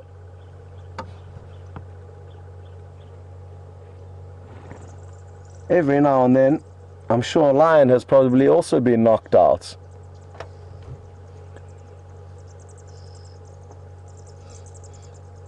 Now, the individual zebra that we were looking at earlier is still standing quite uncomfortably, looking in the same place, or at least unhappy. And Gerda pointed out that it looked like the flesh and meat just above the hooves looked very swollen on that individual. And I also noticed that as well, but didn't say anything, Gerda. So thanks for confirming that for me. And let's take a closer look at him now.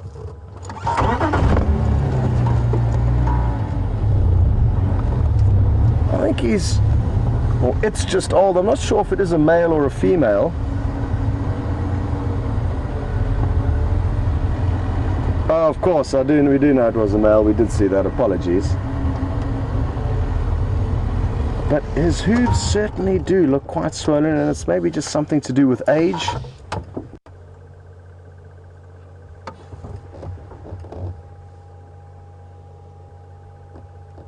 I'm not sure what else it could be. Look at all these oxpeckers. That's also a sign that maybe he isn't in the best condition, and that's why his parasite load is very high, and that's why maybe so many of these oxpeckers are enjoying feeding on him.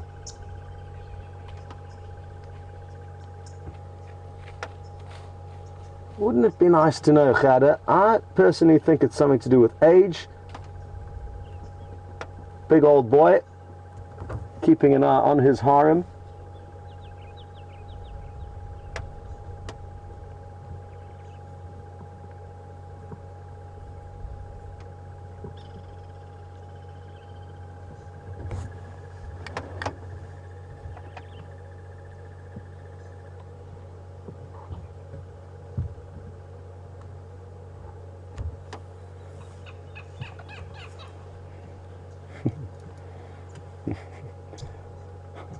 Well, we've just got a funny comment through from Kristen on Twitter, and she said, are zebra black with white stripes or white with black stripes? Well, Kristen, that all depends on your mood, and you can decide that as you please. I personally believe that they are white with black stripes, but that's just me, and everyone will have a varying opinion on that.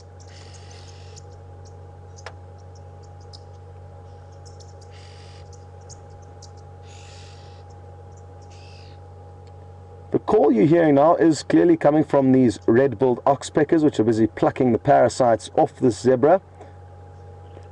And it's a very, very useful sound to remember when in the bush, especially when on walking safaris. If you hear that noise, it could warn you that not only is there a zebra, which is no major threat to us, but buffalo and rhino are two dangerous animals that oxpeckers love to sit on and feed on. And that's why it can be very useful to pay heed to their calls and approach those areas with caution, as you never know what exactly they are going to be sitting on and feeding on.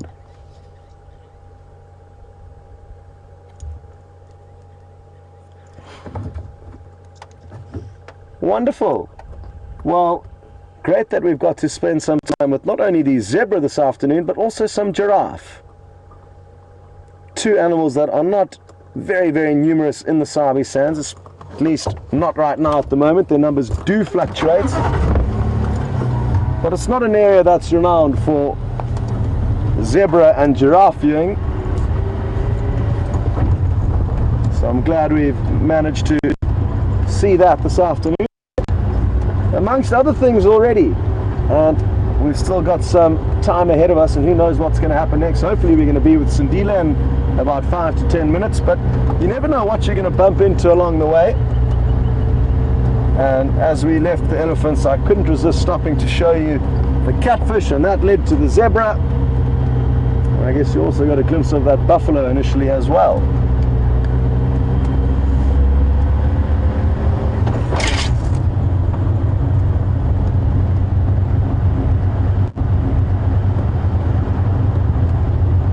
So Brent has headed back to a nest that he has showed you once before, and a little fledgling.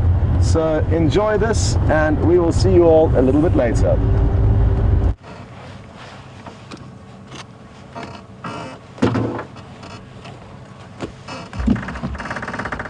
Welcome back, everyone. And as you can see, we've made our way back to this vulture's nest that I've been checking on for quite a while now, and I'm hoping the little one will pop its head up. He did a couple of minutes ago, so we're just going to sit here patiently. There's also leopard tracks in the area, so perfect time to sit and listen as well.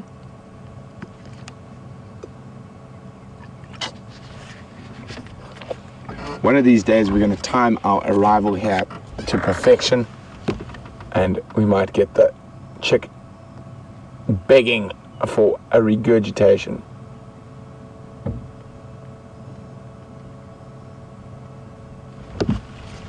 There are quite a few vultures' nests in the area. This one, however, is the easiest one to view.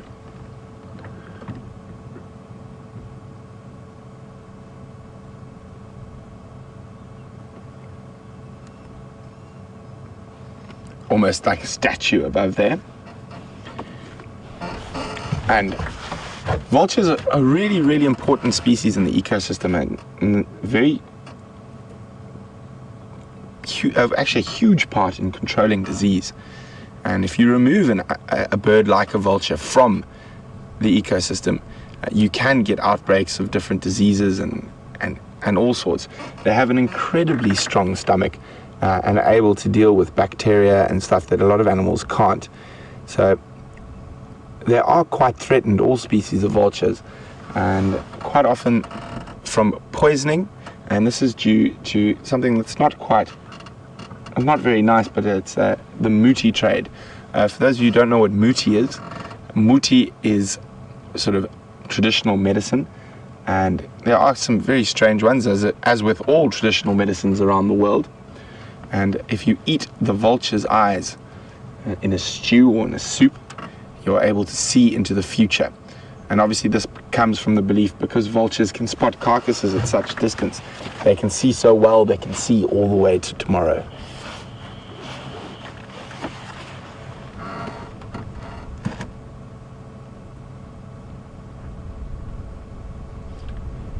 Unfortunately, these days we don't really find vultures outside of the major conservation areas. Although I know last time we were here, we spoke about the vulture study group, and they do a lot of work at trying to conserve vultures. And specifically at the moment in South Africa, the two most threatened vulture species. Oh, there we go. Just see that little head pop up there. There we go.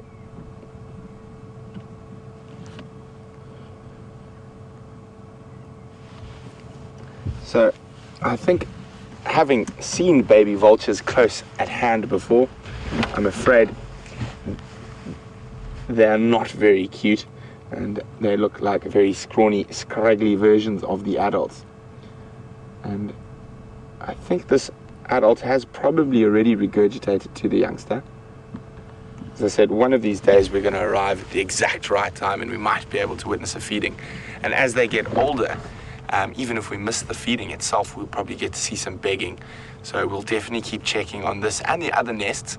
I really like coming to this nest because it's the only nest we can really actually see into. As you can see, a nice long knob thorn, really difficult for a potential predator to get in there. Lots of hooked thorns, and the only real potential predators for a baby vulture would be snakes and possibly monitor lizards, but not in a nest like that. I don't think a monitor lizard would be able to climb up there, and even for most snakes it would be quite challenging with all those thorns. So a really good safe place. And interesting enough, with whiteback vultures, almost all of them will always nest in one species of tree, and that is a knobthorn. And it's possibly because they often have that really long shape and that really big thorny defenses, and they will choose knobthorns like this one with one sort of single trunk, as opposed to some of those really big knobthorns with multiple trunks. It's a nice platform to build their nest on. Their nest is made up of various sticks and thorn branches and that. The inside will be lined with feathers, so probably very comfy for that little baby.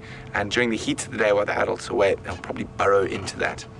And I don't know, those of you who might have been watching last time, I mentioned that with Cape vultures, the vulture study group have a specialist little team that go around and climb up trees like that, wearing protective clothing, but that never works with thorns, and using climbing equipment to actually, sometimes they will remove, or they count eggs, and so otherwise also sometimes they will remove one of the eggs. And the reason for this is, like with most predatory birds, they practice Cain and Abel syndrome, or siblicide. So the first out of the egg will kill the second. Let's have another closer look there quickly.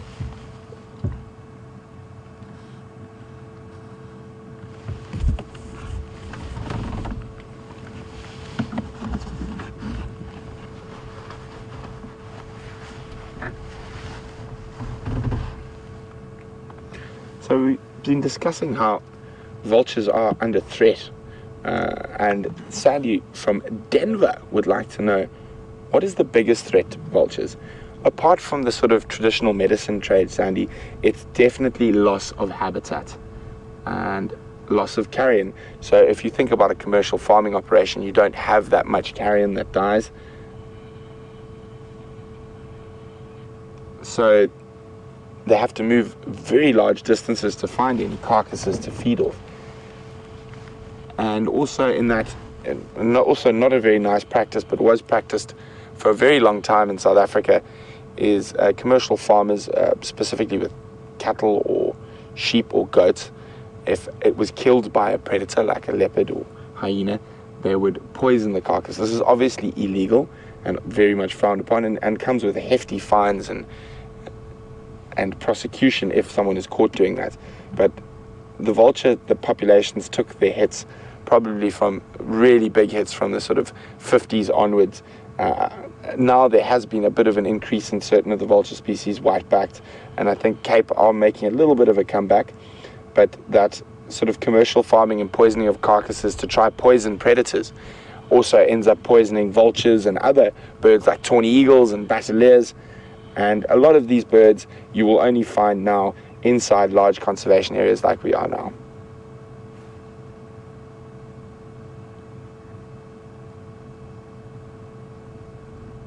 But I think we're going to leave that still as a statue vulture and move on, and hopefully we'll be finding something else. There were some male leopard tracks that were heading down towards the drainage line, so I'm going to loop ahead and see if those tracks come out. I've got a sneaky suspicion they might be the same tracks James is following, and I'm just starting 10 steps behind, but I am listening to the radio. Oh, do you hear that, Andrew?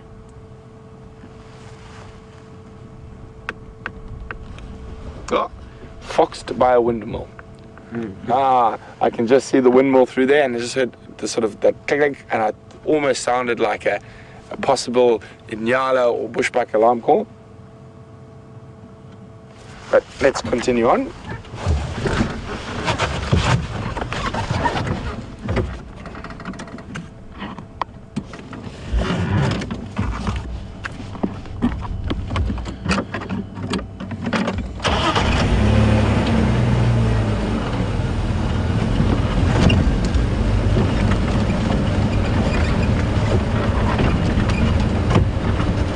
We got to be careful as we go under here. I think Andrew was the cameraman with me last time, where we nearly got a bomb dropped on us. So I'm trying to see where Andrew is, so I'm going to try to put him in the line of fire and keep myself out of it. And speed up. And we're through. Safely, without any bombs.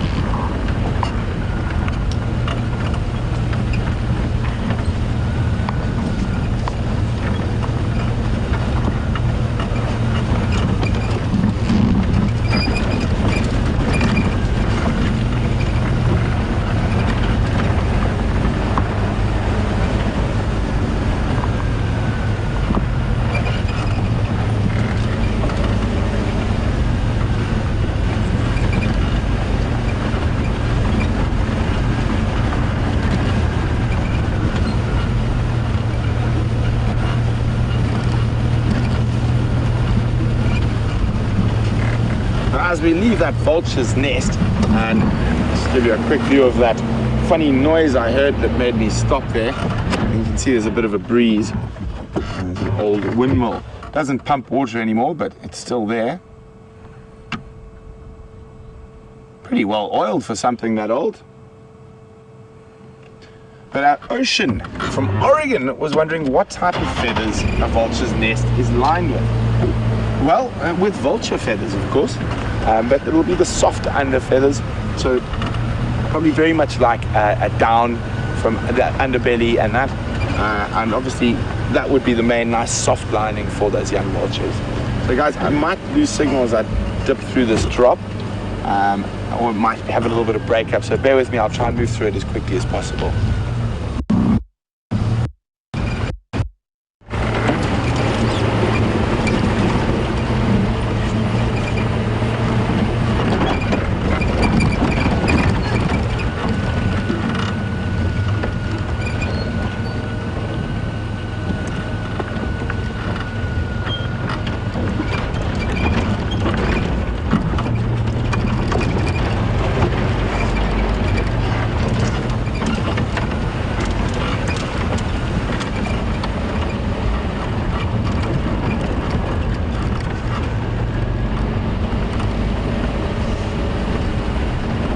Okay, so it looks like we managed to sneak through there without any problems.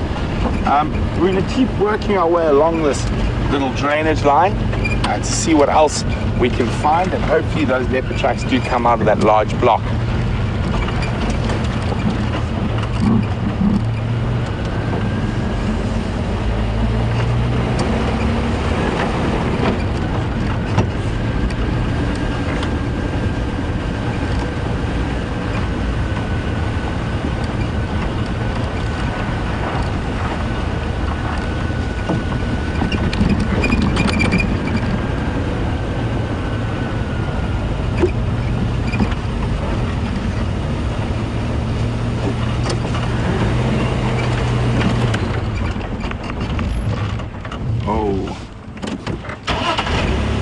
Quite a few of my favorite little guys scurrying around here. I'm just trying to go see where the best spot to see them is from. I think it might be this stuff.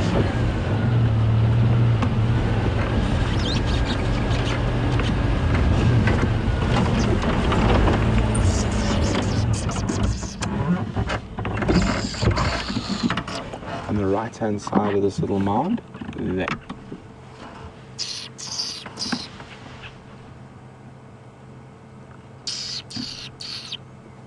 So I just saw a little dwarf mongoose disappear down that hole. I'm going to try get him to come out for you guys again.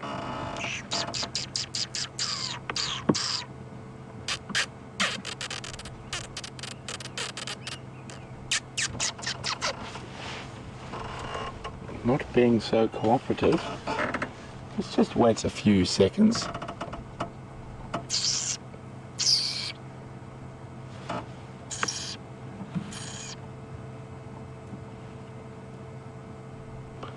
There's some others scurrying around behind Andrew. A little russet bush below there. There we go, going out into the open to the right. Coming towards us. There we go. Little dwarf mongoose. And be heading towards their evening home at the moment. This guy's popping his head out.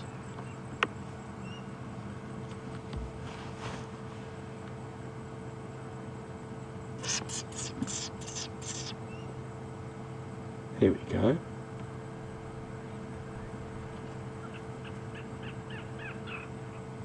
So from the smallest carnivore to a surprise carnivore. Oh, sorry guys. Gremlins crept in, but no, we're going to disappear off to Scott now, and we'll be back a little later.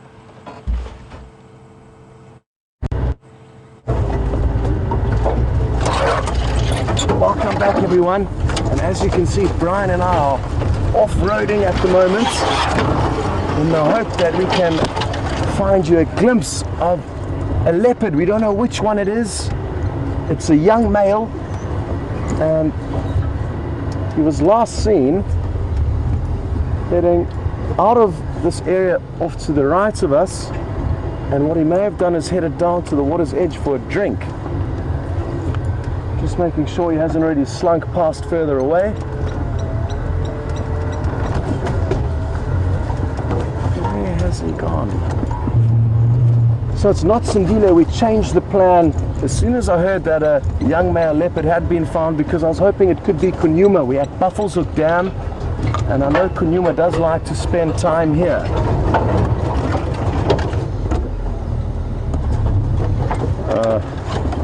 I can see his tail curled up in this very thick bush in front of us.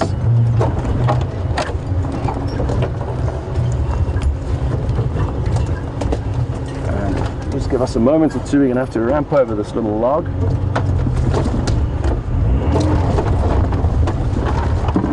There we go.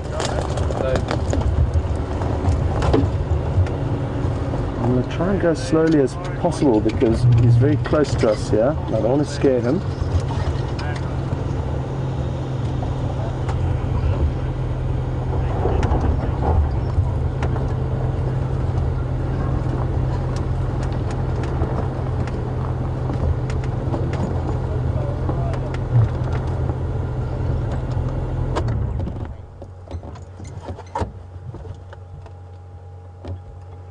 Take a look at this, how awesome. And I don't have a clue who this leopard is. Neither does Nikki in the final control. And who knows, maybe it's a young male. Oh, look at that scar on his back. Is that not the scar that Quarantine got? Did you see that? Now, I haven't seen Quarantine since he was wounded. He got into a fight, you're not sure with what exactly. And he got a wound in what I'm told is a very similar position to that, but apparently it's definitely not Quarantine. Well, at least you got a glimpse, and any of our leopard ID experts, please help. Who could it be?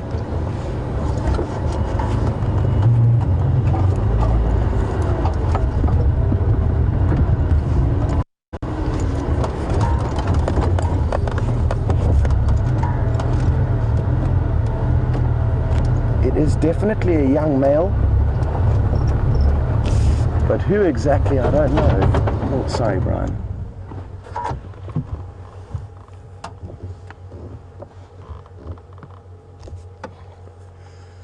Now look closely, even through the twigs you can see on his right rump there's some fur missing. So a little injury there. And when cats do fight with one another, that's often an area where they'll try and bite and attack, because you can paralyze your opponent. There it is. A lot clearer to see now. And I would guess that he's probably close to 2 years in age. Obviously each male will vary in size. You wouldn't believe there's about 40 buffalo off to our right, and I think they've just caught wind of him.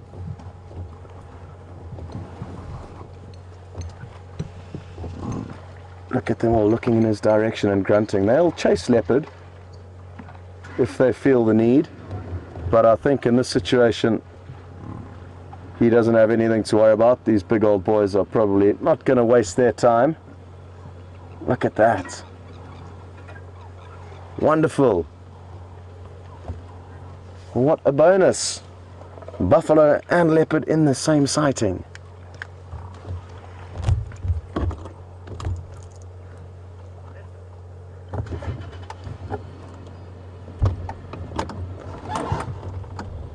And we've just got a guess through from Rosie saying that she thinks it could be a male called Makhombo. And I forget the name of his mother, who occurs to the north of us in Buffels Hook. But I remember, I think, Inkanyeni's son. And that is who I was going to guess. What I'm going to do is I'm going to get on the radio. I've just heard Jorts, one of the landowners from Buffels Hook, is here. And it's one of his favorite leopards. So let me just do that quickly, and if it is him, he'll definitely be able to help us with that ID.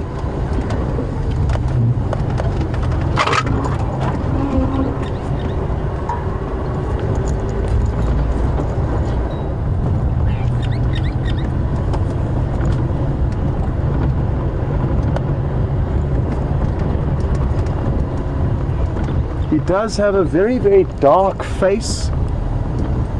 Dark gold coloration, so that's something that I've noticed. He doesn't seem as pale as Kunyuma or Quarantine.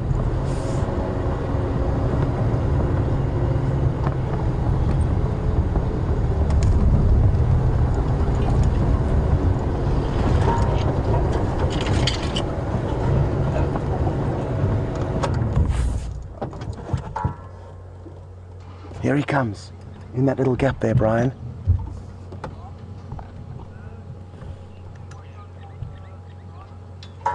Just going to roll forward a tiny bit. Oh no, let's just wait here. There you can see him walking below us in the riverbed.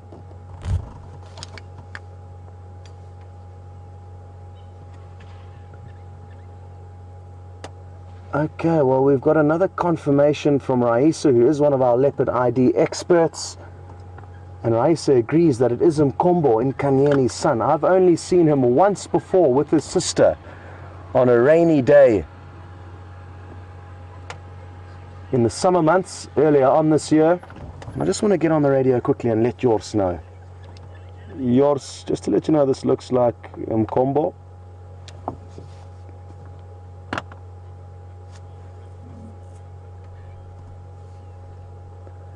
And his response to me was, "That's great news!" And he's very close and rushing in along here. You can see the leopard's very intently sniffing. I'm just going to try and roll forward a tiny bit, Brian. Let's see if we can't get you into this. Clearing. There we go, that's a bit better. And look at him, he's doing the phlegm grimace. So you would have seen him baring his fangs there. And it's not to look sinister, it's to open up a special organ that helps him better to process smell.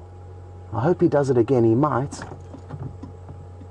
Keep watching closely, and in all likelihood another leopard has been here doing this exact same thing, sniffing and then leaving his scent behind. And I'm sure young Makhombo here will do the same thing. I'm not too sure how old he is now, but there's the phlegm grimace. Look at that, looks like he's smiling. But he's not smiling, he's smelling better, which is hard to believe but true.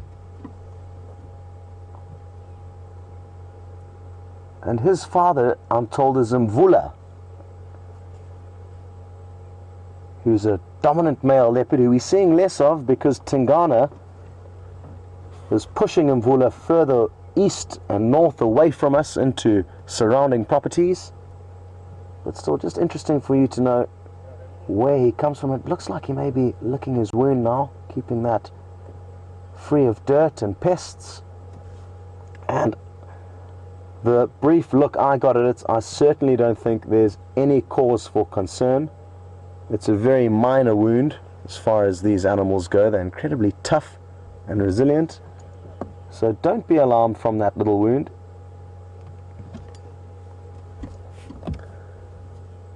Interestingly enough, Nikki and I came out on tracking team yesterday afternoon looking for animals, and I want to ask Brian to zoom out because we drove around to exactly where Craig's vehicle is.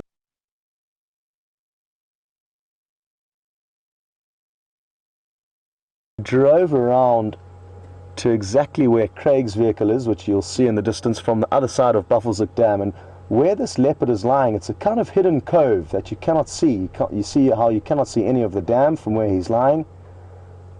And there you can see Craig's vehicle. We came around that corner and didn't find a leopard lying underneath. But imagine what a pleasant surprise it would have been had it have been this afternoon, because he would have come around the corner to find young Makhombo lying under this fallen down tree.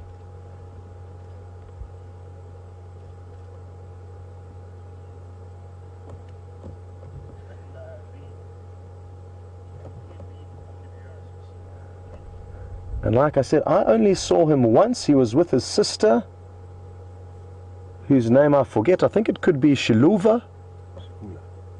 Okay. And we had one brief sighting of them in the rain, and I don't think they've ever been seen by any other WildEarth presenters. So this could very well be only the second time that we filmed them since we started here in November last year.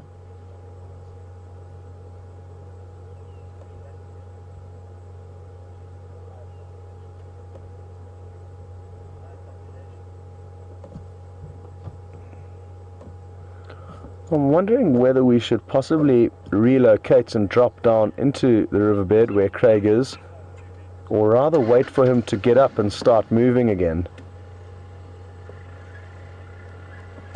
Because it is quite a tricky area to negotiate in, and if he does continue north, we would be in a very good spot to continue following him.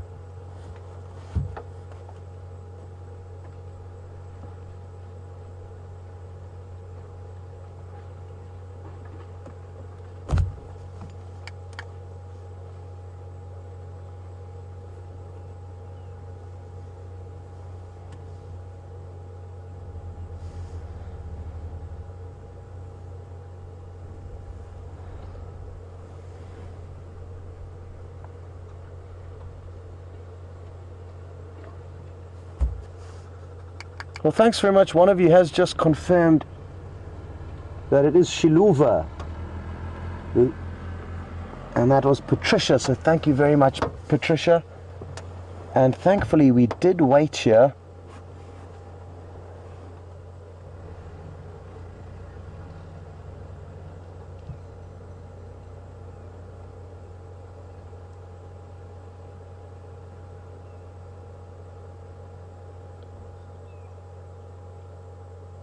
And sorry, it's not Patricia, it was Petra who sent through that update. What a beautiful sight. I really do love seeing leopards walking in riverbeds. I don't know what it is about them, or what it is about it, but it's one of my favorite places to view them. And thankfully we're in a good spot now to try and continue getting glimpses of him as he meanders his way up the riverbed.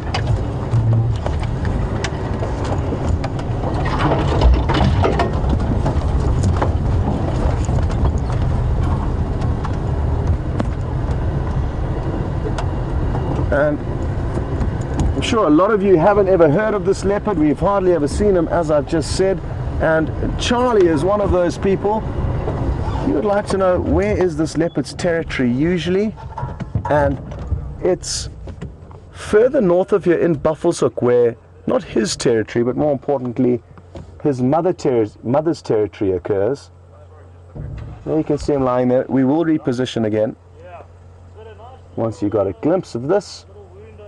But Charlie, like I said, Inkanyeni, his mother, mainly spends time in Buffelshoek.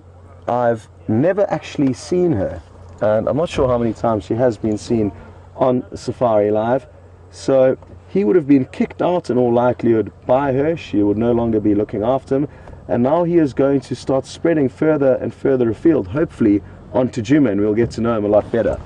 But for a young male like this, that I'm guessing is around 2 years of age, possibly just over, and that's just a guess, he will be self-sufficient now, but not dominant. He won't be territorial. He'll have kind of a hangout, you can say, but he's not going to be competing with other male leopards just yet. It's probably another 2 or 3 years before he's big enough and bold enough to do that.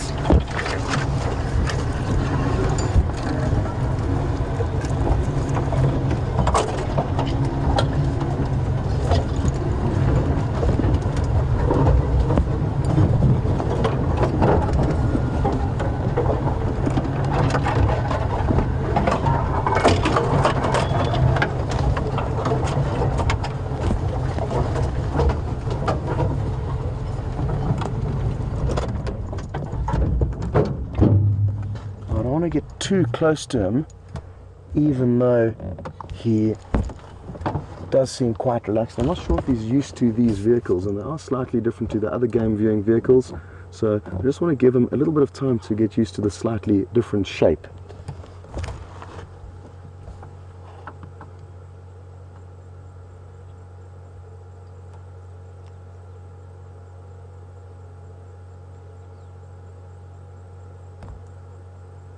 Absolutely beautiful. A flawless young male leopard. They start to look a little bit more rough and rugged as they become bigger and older.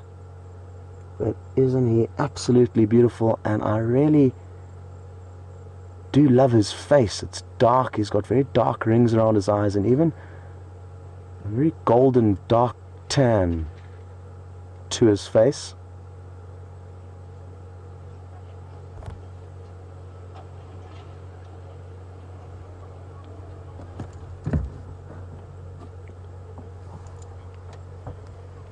Look at him flicking his tail like that. Shame, I think that wound could be frustrating him. As I said though, it's nothing for us to be concerned about. It's a small flesh wound, and probably just a little bit aggravating for him.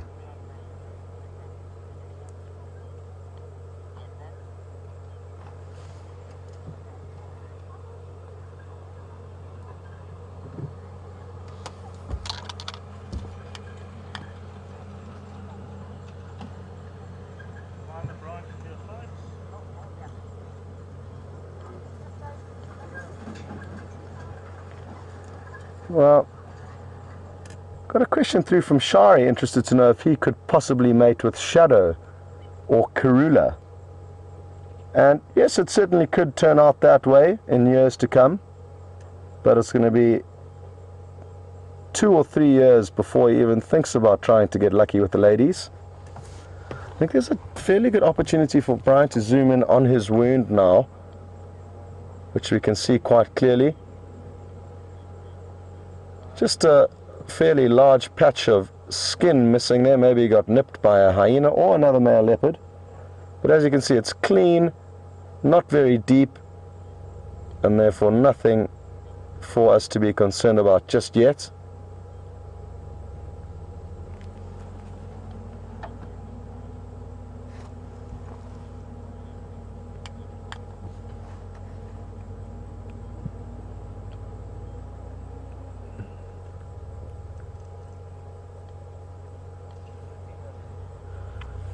And another interesting question's come through, asking whether or not this young leopard would pose a threat to Shadow's cub. And yes, he is bigger and therefore more powerful and would quite easily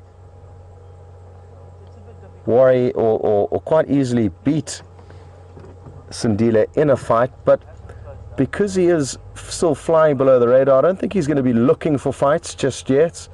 And it would more likely be a big dominant male leopard that would kill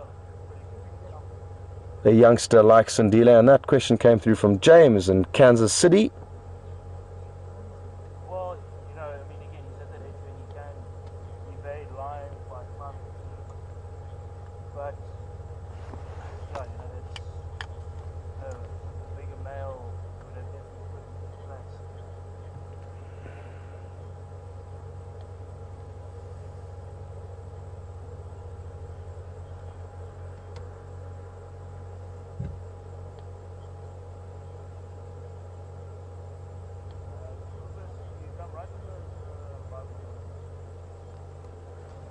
Oh, well, thanks for the update from Safari, saying that he has been seen more than just the one time with myself, and I'm told he was seen with a few scratches on him after a fight, but that must have been with another presenter while I was on leave. So a handful of times he's been seen, not many though, and isn't he just an absolute beauty?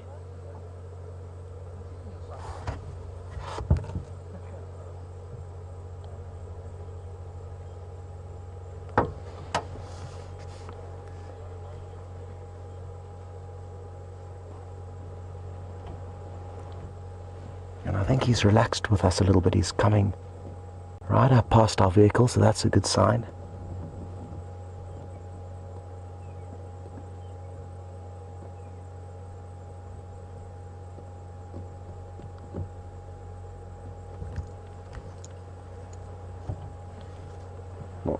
Now he's looking fairly hungry, nothing too serious, but very good prospects for hopefully seeing some stalking and stealth from him a little bit later. It's been quite some time since I've seen a leopard provide us with a decent hunt, and maybe young Makhombo here is about to change that.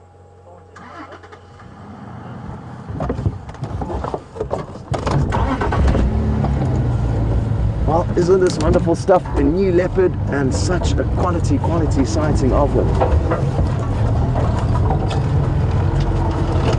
Just going to stop here because it looks like his body language is indicating that he may have seen something. Sorry, Brian, I dropped up Brian in the deep end there, but you may have just got to see the tail, a glimpse of the tail moving off through the bush.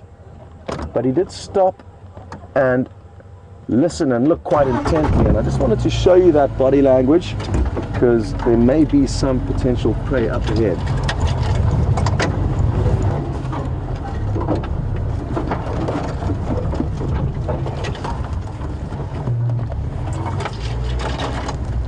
Squeeze tight, everybody, lean to the left. There we go.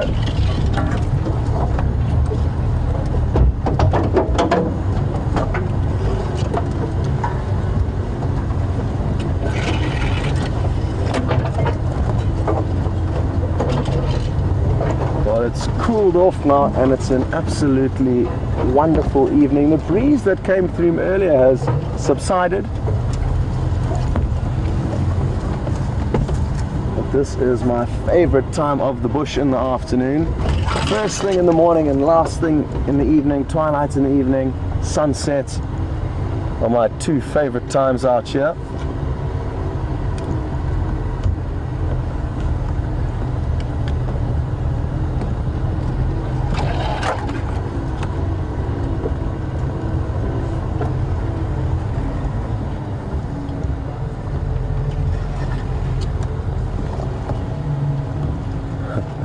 Well,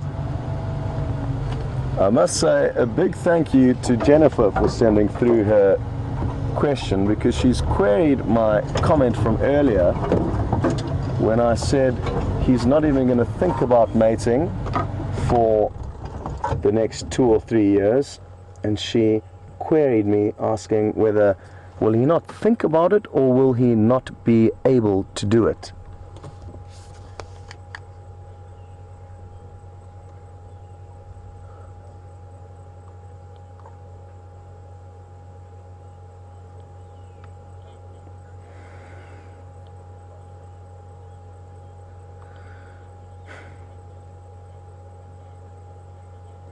And I lost my train of thought there, Jennifer. Apologies for that. But basically, it's not that he won't be thinking about it like a young teenager, like most young teenagers would, but he won't actually be capable of it or in a likely scenario to acquire a female in season.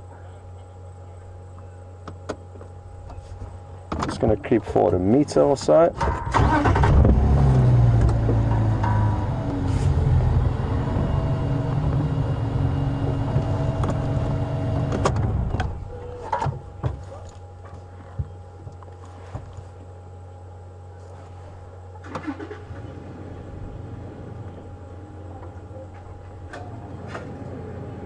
Just like Sindile, he still has a pink nose that may blacken with age, but there's no guarantee it will.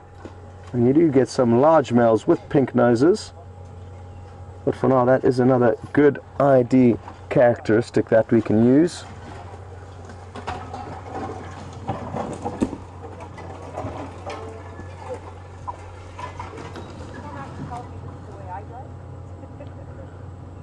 I wonder if there aren't some warthog that live in this burrow. And I have seen young male leopards spend countless hours waiting for warthog to exit their burrows. And it is often a fairly easy prey item for them to focus on. Just going to creep forward another meter or two.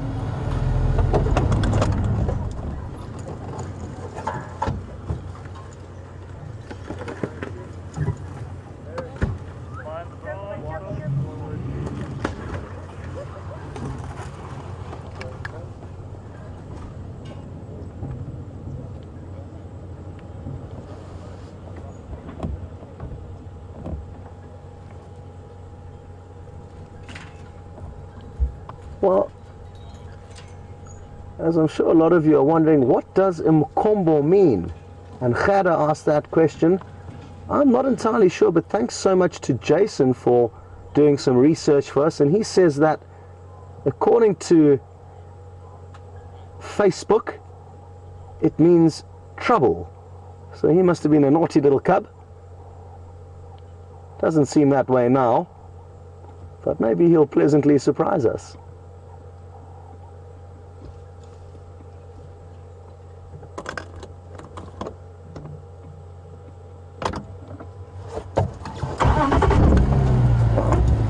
This is absolutely wonderful,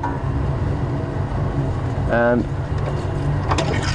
we'll probably have about 5 more minutes with him if he continues at this pace. He's heading directly north towards Buffalo's Hook, where we cannot follow him. But he could bump into anything between here and there and hopefully show us his hunting capabilities.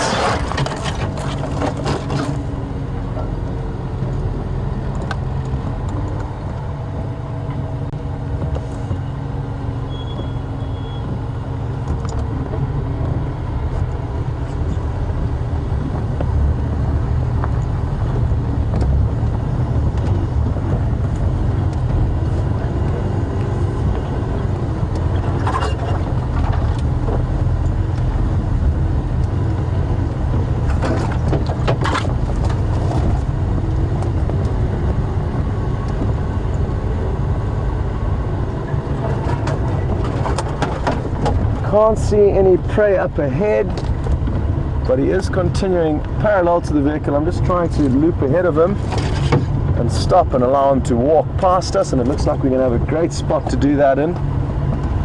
Just up ahead here.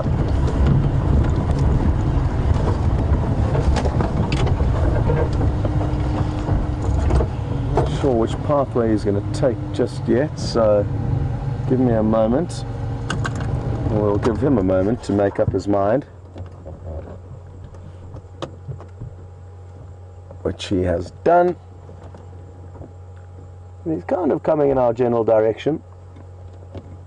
But what I might do is just roll forward a few meters, and that way get you a better view of him approaching us.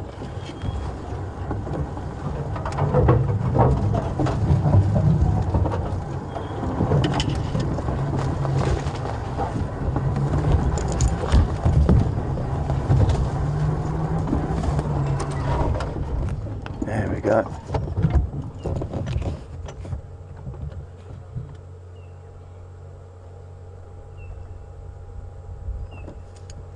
What I'm going to do is I'm just going to get on the radio quickly and update everyone on his movements so that anyone nearby may be able to join in. It was a tricky area to negotiate earlier in vehicles, so now that he's approaching a slightly better area, guys might come in and rejoin.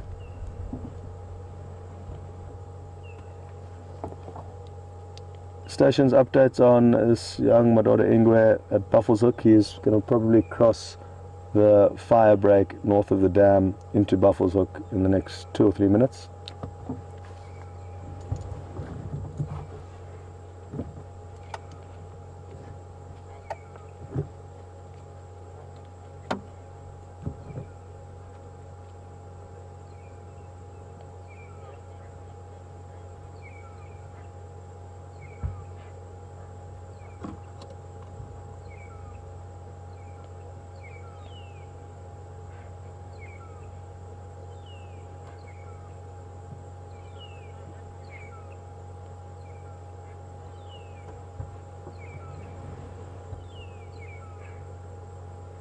Well, earlier I spoke about the bush being quiet, but now you can hear a lot more bird song.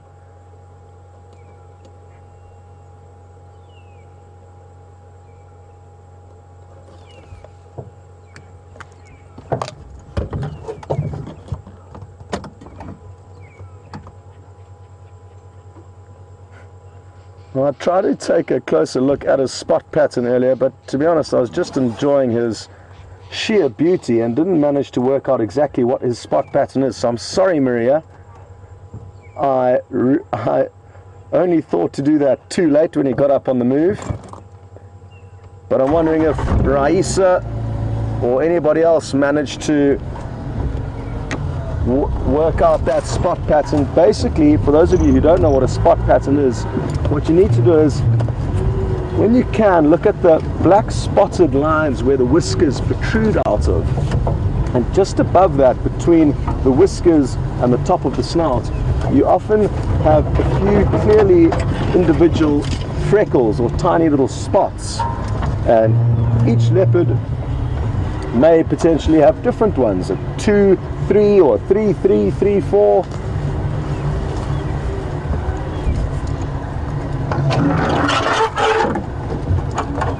I've seen 2 vehicles parked up to our left, and I wonder what they're viewing. So I'm going to get onto the radio quickly. Yours, what have you guys got there? He nearly caught a little Franklin. Check this out. He missed it. The Franklin's just in the tree right above him. It's a crested Franklin that flew up, and as I was looking at the... Oh, there goes another one that he went for. Go ahead, yours.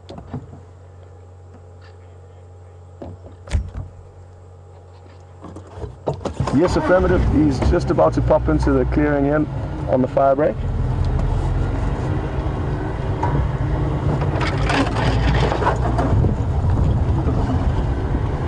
Okay, copy. Come further east. He's in this little drainage, about to pop out. So yours and another vehicle were just standing by next to us waiting for him to come out into the open, so they hadn't seen anything. And wasn't that great to see him go for that Franklin? It was a crested Franklin he was going for.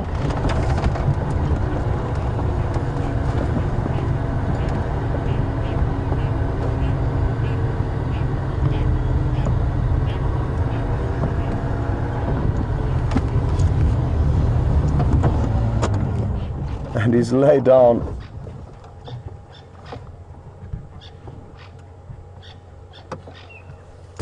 in this perfect open clearing for us.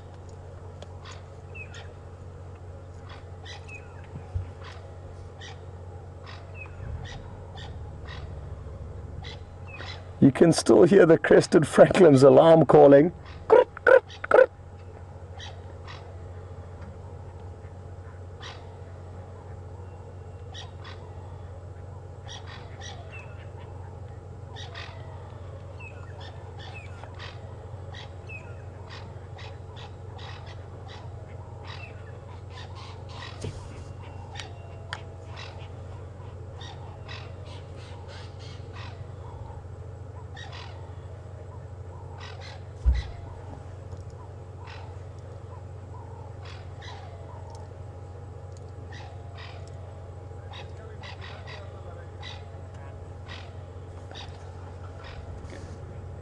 And I hear there's a big discussion on Twitter mentioning how lucky we are in the Sabi Sands because of the incredible leopard sightings that occur here.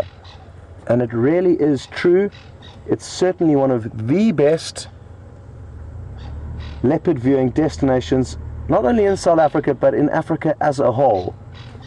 Your chances of seeing multiple and good quality leopard sightings are just about better here than anywhere else. I may be a little bit biased, there are other good spots.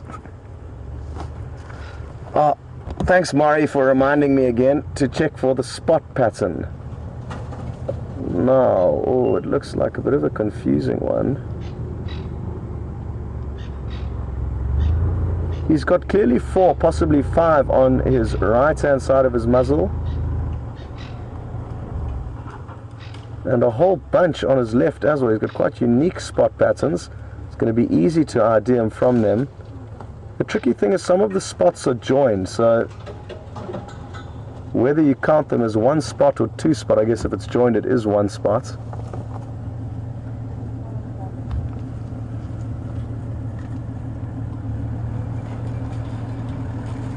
And Mari, I sadly couldn't work out exactly what the spot pattern was there. It was a slightly confusing one, not an easy one.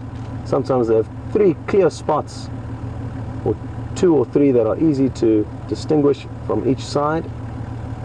But his are a little bit more tricky to work out. But that in itself makes it unique and, like I said earlier, a little bit easy to use as a spot pattern ID. Thankfully, the other vehicles have now joined us in this sighting, so they are also going to get to enjoy this wonderful, wonderful leopard. And because they have all just arrived, I'm just going to give them a moment or two. We have had some really, really good views so far, so it's fair that we share this sighting with them, and I'm sure it's going to be these guys who call us into the next great sighting we go to. So we've got to have a little bit of calmer here and give them a moment.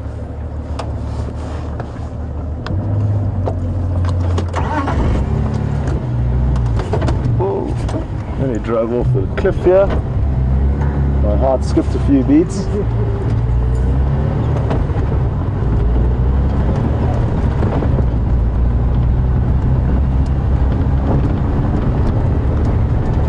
So it looks like we are going to have just one more glimpse of him before he crosses into Buffalo's Hook.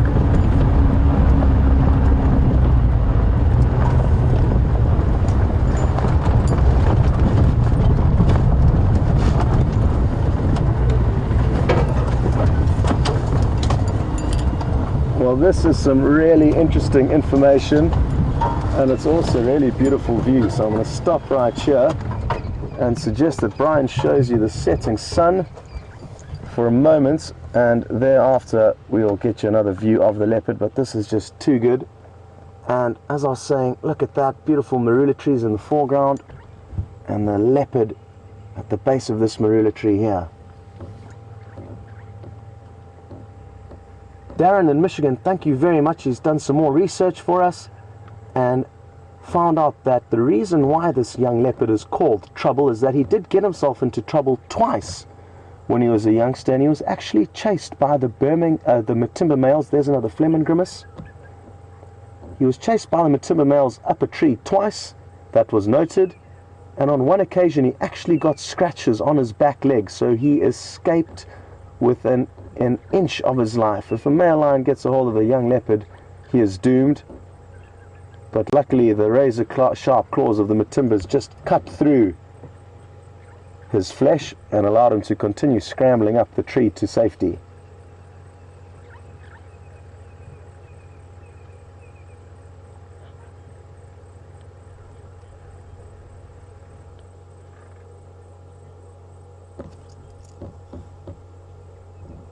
Another Fleming grimace. Wouldn't it be wonderful to know which leopard's scent marking here? It's possibly his mother, his sister, or Mvula. Those are the likely candidates who move through this area. But who knows, even Karula or Kunyuma could have scent marked on this very tree. And what you will find is leopards will be attracted to these kind of info centers, and they will all leave their message behind. So it's kind of like an internet cafe. They can move into these areas, acquire a lot of information about the general news, and then continue off to the next information center. And as you can see, there's a lot of information that's being processed. It's not that he just walks here and has one.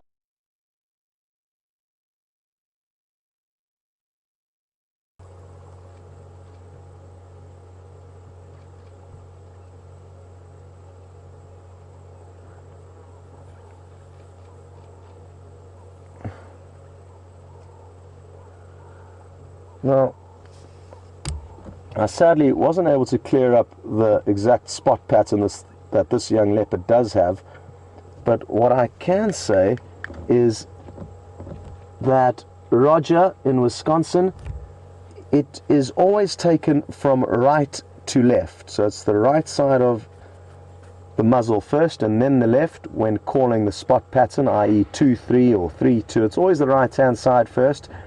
And Roger was just double checking that there was an official protocol so that guides didn't get confused, and yes, there is indeed.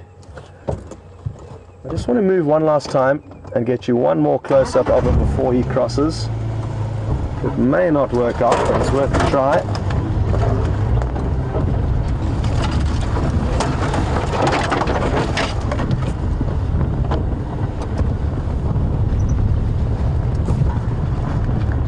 Now, I've heard Brent on the radio, sadly, when he got to the area that Sandile was in, he was no longer there and he's still searching for him. So with a bit of luck, he will get to find him for you. And we'll get you one last shot of him disappearing.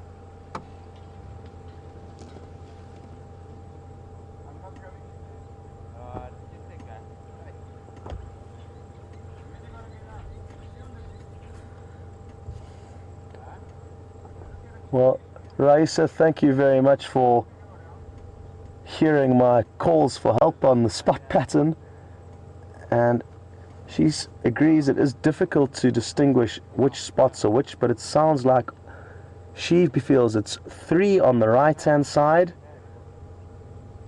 2 small ones with 1 joined big one, and 4 on the left. I might be getting them mixed up here, with 1 very big one, which are 3 spots joined together. Apologies, I've got it the wrong way around. It's 4 on the right, so 4 on the right, 3 on the left, and there's 1 very big blob on each side of those markings with multiple joined freckles. And you can very faintly see his back between the green bushes now and his white tail flicking. But sadly, I think that will be the last we see of him for now. And the great thing about young male leopards is that they can all of a sudden just appear and set up a temporary home on your property while they wait to become dominants. And seeing as though Kunyuma and Quarantine evidently have disappeared, it would be great if he came and filled their space.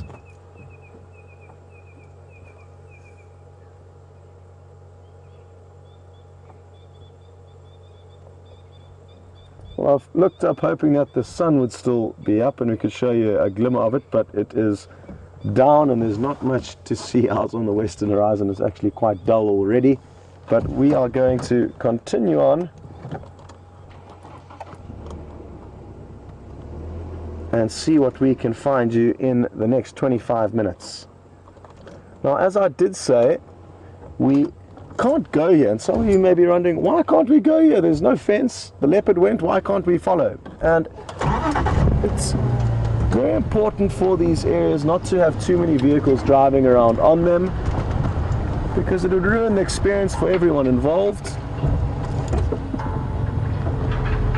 And the less people around, the better. Obviously, it's a fine line because you don't want to be out here alone, because then you would never find anything. You need help. If it wasn't for Craig this afternoon who found this leopard, we wouldn't be looking at it. And as you can see, he hasn't disappeared just yet, and he's giving us one last show up on a termite mound. It doesn't get too much better than this. What a pleasant surprise.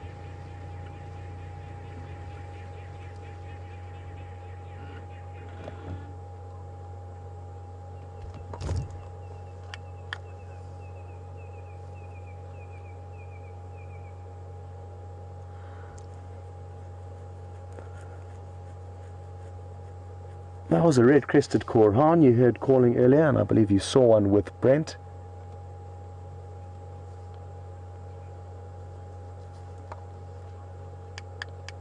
Big yawn.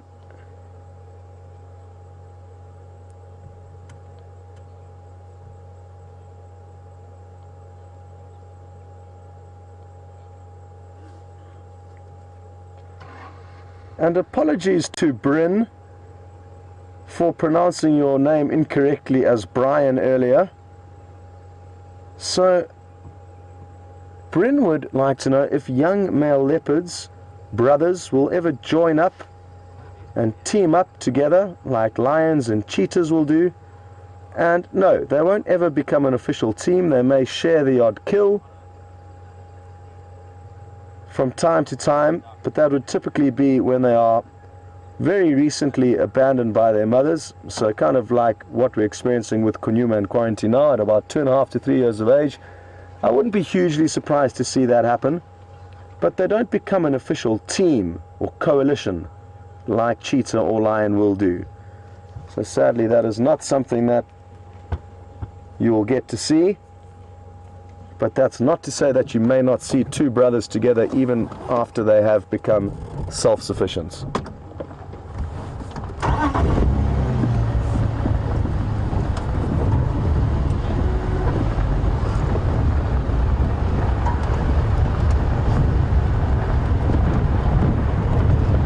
Very good.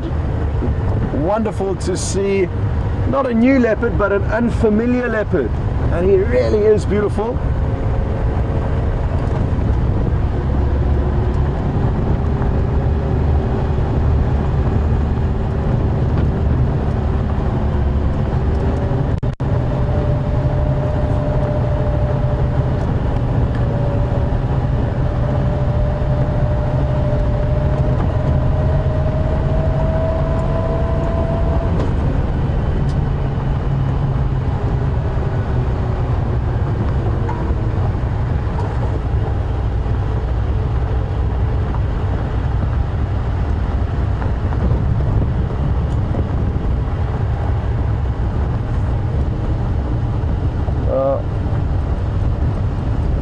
In terms of size, I think he is slightly smaller than Quarantine and Kanyuma, and that could not only be attributed to genetics but also to age. I've got a feeling he is younger, and thank you very much, Raisa, for again trying to help us here in finding out the age.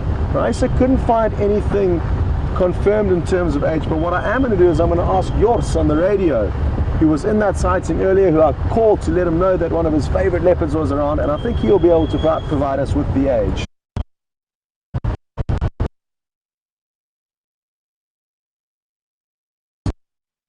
The age of him.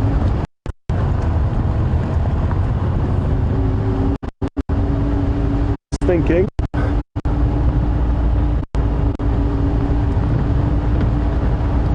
Copy, thank you very much. And okay, copy that. That sounds good to me. Yours says he's pretty sure it's around 2 years old, possibly ever so slightly older than that.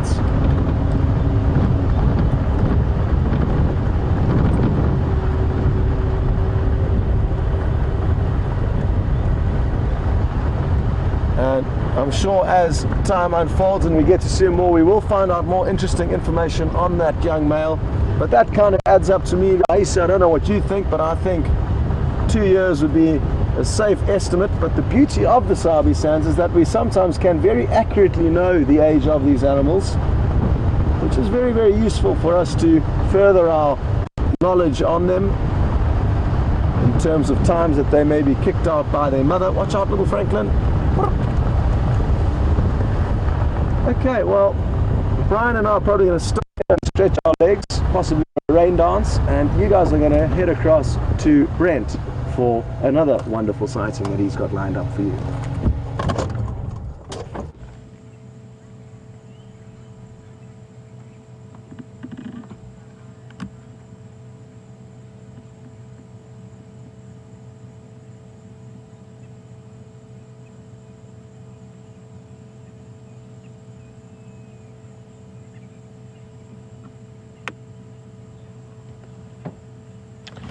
So welcome back, everyone. Amazing you guys got to see a leopard I haven't seen yet. Makhombo, one of Inkanyeni's youngsters. I've seen his sister Shluva, but not him yet. And we are continuing on our giraffe streak this afternoon. And we saw 2 boys earlier, and now we are with a female. And you can notice there the tufts on the top of her horns, and that is indicating she's a female. The males have a much more robust and horns, and they're none of that hair growing on the top because they do use them for fighting.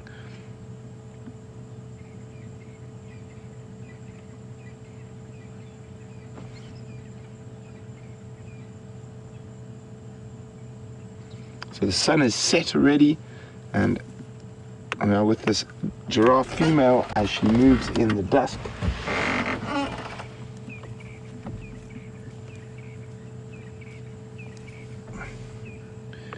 And you can see there where the name giraffe comes from as she started walking.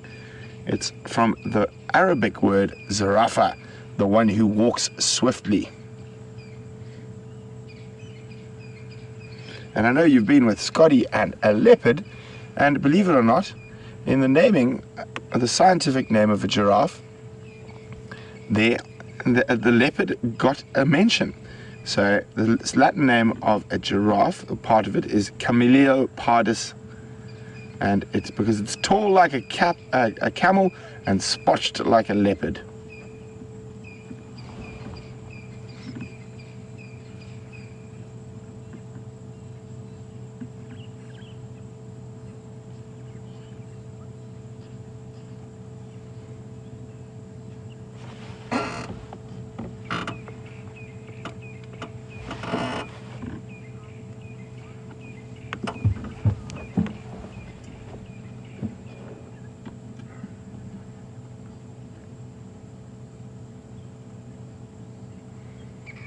There are very few animals out here in the bush that walk with a lateral gait, and a giraffe is one of them. So you'll watch the left side moves simultaneously to the right side, and the right side moves simultaneously. The other one we see quite often is hyena. And Country Chick is asking why. Well, Country Chick, that's a very good question. It's more than likely to do with stamina and energy saving, is the only thing I can think of offhand. If anyone else out there knows anything about that, why they might possibly walk with that lateral gait. She's coming closer to have a look at us, it seems. Oh, no, she's just interested in the russet bush willow. Please let me know if you can think of anything else why they have a lateral gait, and you can do that. You can send us the answers to questions at wildearth.tv, or you can use the hashtag Safari Live on Twitter.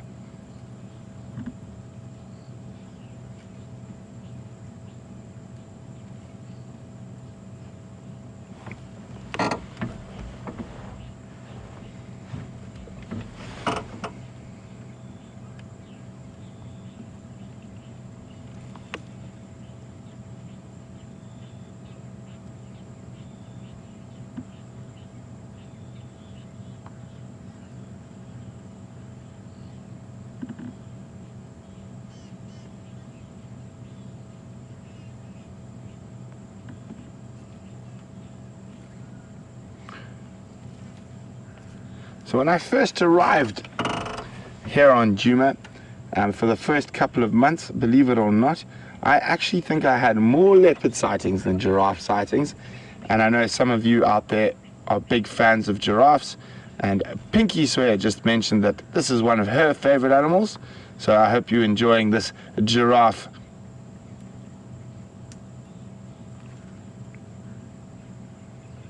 You can see that long tongue wrapping around the branches and stripping those little leaves off that russet bush willow.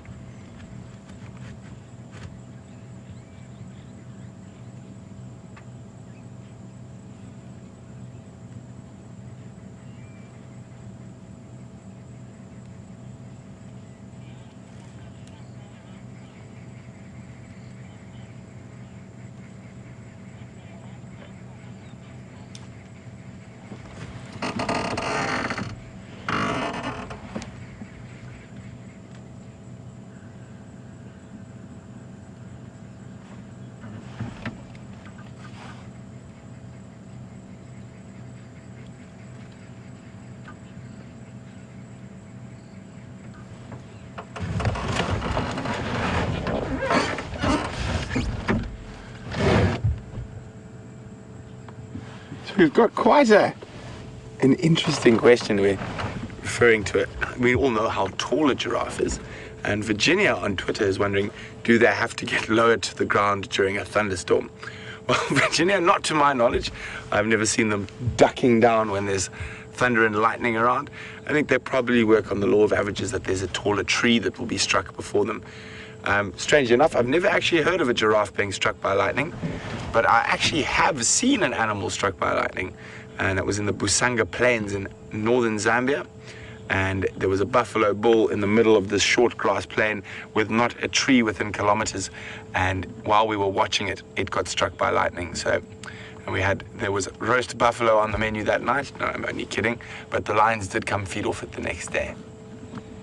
She's definitely making a big meal out of that Combretum. I don't want to move because she is quite close to us. Don't want to put her off her dinner.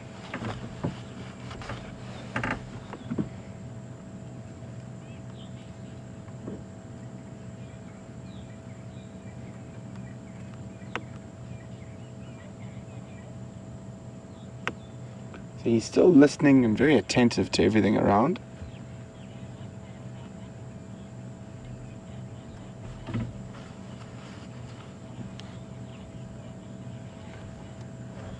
Wonder what she can hear that we can't. See how those ears jump around and move around. That beautiful dusk sky behind her.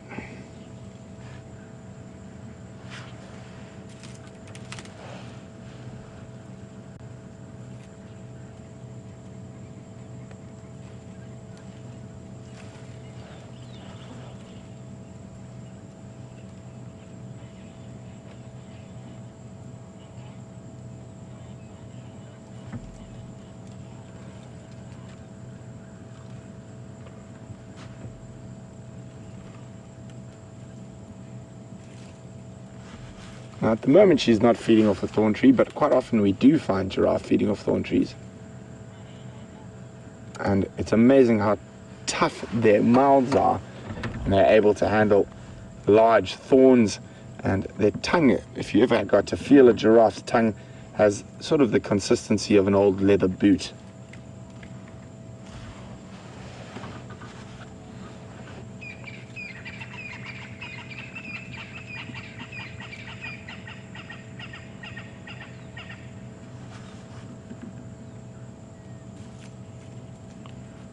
Well, as we were discussing the gait, as the giraffe decides to start walking off and using that gait, Donna's got quite a good explanation.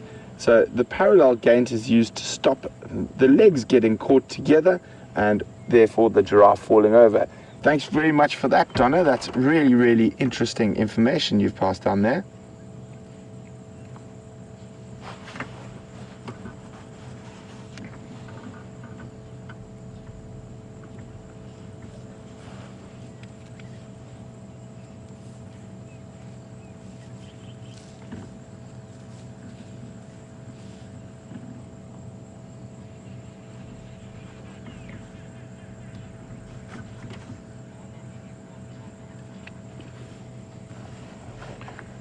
When we look at giraffes, most of the time they're such a wonderfully placid and calm animal, but on occasion they have been known to be aggressive, and Ruth in Costa Rica was wondering that. And Ruth, the only time I've seen giraffe really, really aggressive is defending themselves or their young against lions. And can you imagine a blow, a kick from one of those legs is enough to break a lion's jaw or even kill a lion outright? And it has happened before. And there has been some incredible footage caught over the years of lions hunting giraffe. And there are certain areas where they hunt giraffe quite regularly. And that is the only time I've seen a giraffe get aggressive towards another animal, and it's generally only with lions. I've never seen it with another animal. They can be quite curious with leopards and with cheetah. And even if you're a person, if you jump off the vehicle and you lie flat in the grass, a giraffe will often walk up and sort of look down at you just to see what you are and what you're up to. But never have I seen them outwardly aggressive towards other animals. We've seen elephants aggressive towards giraffe, we've seen elephants aggressive towards zebra, we've seen zebra aggressive, a lot of the other animals, but with giraffe, I've only ever seen it with lions before. She's disappearing. Where did she disappear to, Andrew? Off into the bush. Well, we're not going to bash off after her. We're going to let her move off peacefully. And it's been such a fantastic sunset safari. And Scotty has been shaking on an amazing trip with those ellies, and then with a new leopard that we don't see very often. I'm not sure if we've ever seen him before on the live drives. And I'm sure quite a few of you are wondering about Sandile. I did go check the last area of Sandile, and unfortunately he had moved into a really thick Timbuti thicket on the drainage line, and we wouldn't go crashing in there, and it was getting a bit dark by the time I got there. Also, just to let you know, Timbuti trees are one of the slow growing trees and are very important around the edge of the drainage lines. They hold the soils together. So even if we had found them, we wouldn't have gone driving over those small Timbutis that are helping with the development of that drainage line. But I'm quite sure we will look for him in the morning. And we did have a really nice discussion, thanks to a question from Stephanie in Switzerland about elephants and elephant body size. And fortunately, I have a little birdie in my ear who's updated me a bit more. So I was correct that the largest elephant ever recorded was from southern Angola, but I was incorrect about the time frame and the weight. It was shot in the 50s, I think, if I remember correctly now, 1956, and it was not 9 tons, it was 11 tons. And that makes me wonder, did that elephant have a form of elephantitis? I mean, to grow that large, that is an absolutely incredible, astounding size. If you think about a really big bull elephant in this area is about 7 tons. So almost, 5 tons on a really big Kruger elephant or a really big Tembe elephant. So that's really, really fascinating. And I'm definitely going to go home and do some more reading on that giant elephant from Angola and see if there's any possible explanation to why that particular animal was so massive. But as we draw to the end of this sunset safari, Andrew and I are going to hand you across to Scott and Buying so they can say goodnight. We will leave you. We will be with you bright and early on the sunrise safari tomorrow. Remember, guys, from Friday we'll be changing times. We are going to be half an hour later on the sunset safaris and half an hour earlier on the sunrise safaris. So from the Jigger, have a wonderful evening or day wherever you might be in the world.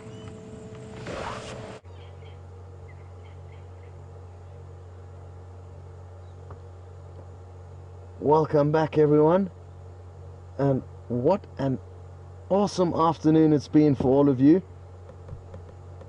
And as I was discussing this morning, often more so than us who are actually here, because you have the benefits of getting to see not what just one vehicle is seeing, but what two vehicles are seeing. And there's a lot of stuff that Brent found for you this afternoon that I'm sure you really enjoyed, and the giraffe is probably the highlight that he's finished off on, and he also found a few earlier. So well done to Brent, and also what great news and what a luck that Craig from Cheetah Plains managed to find that young male leopard Makhombo. He really is so pretty.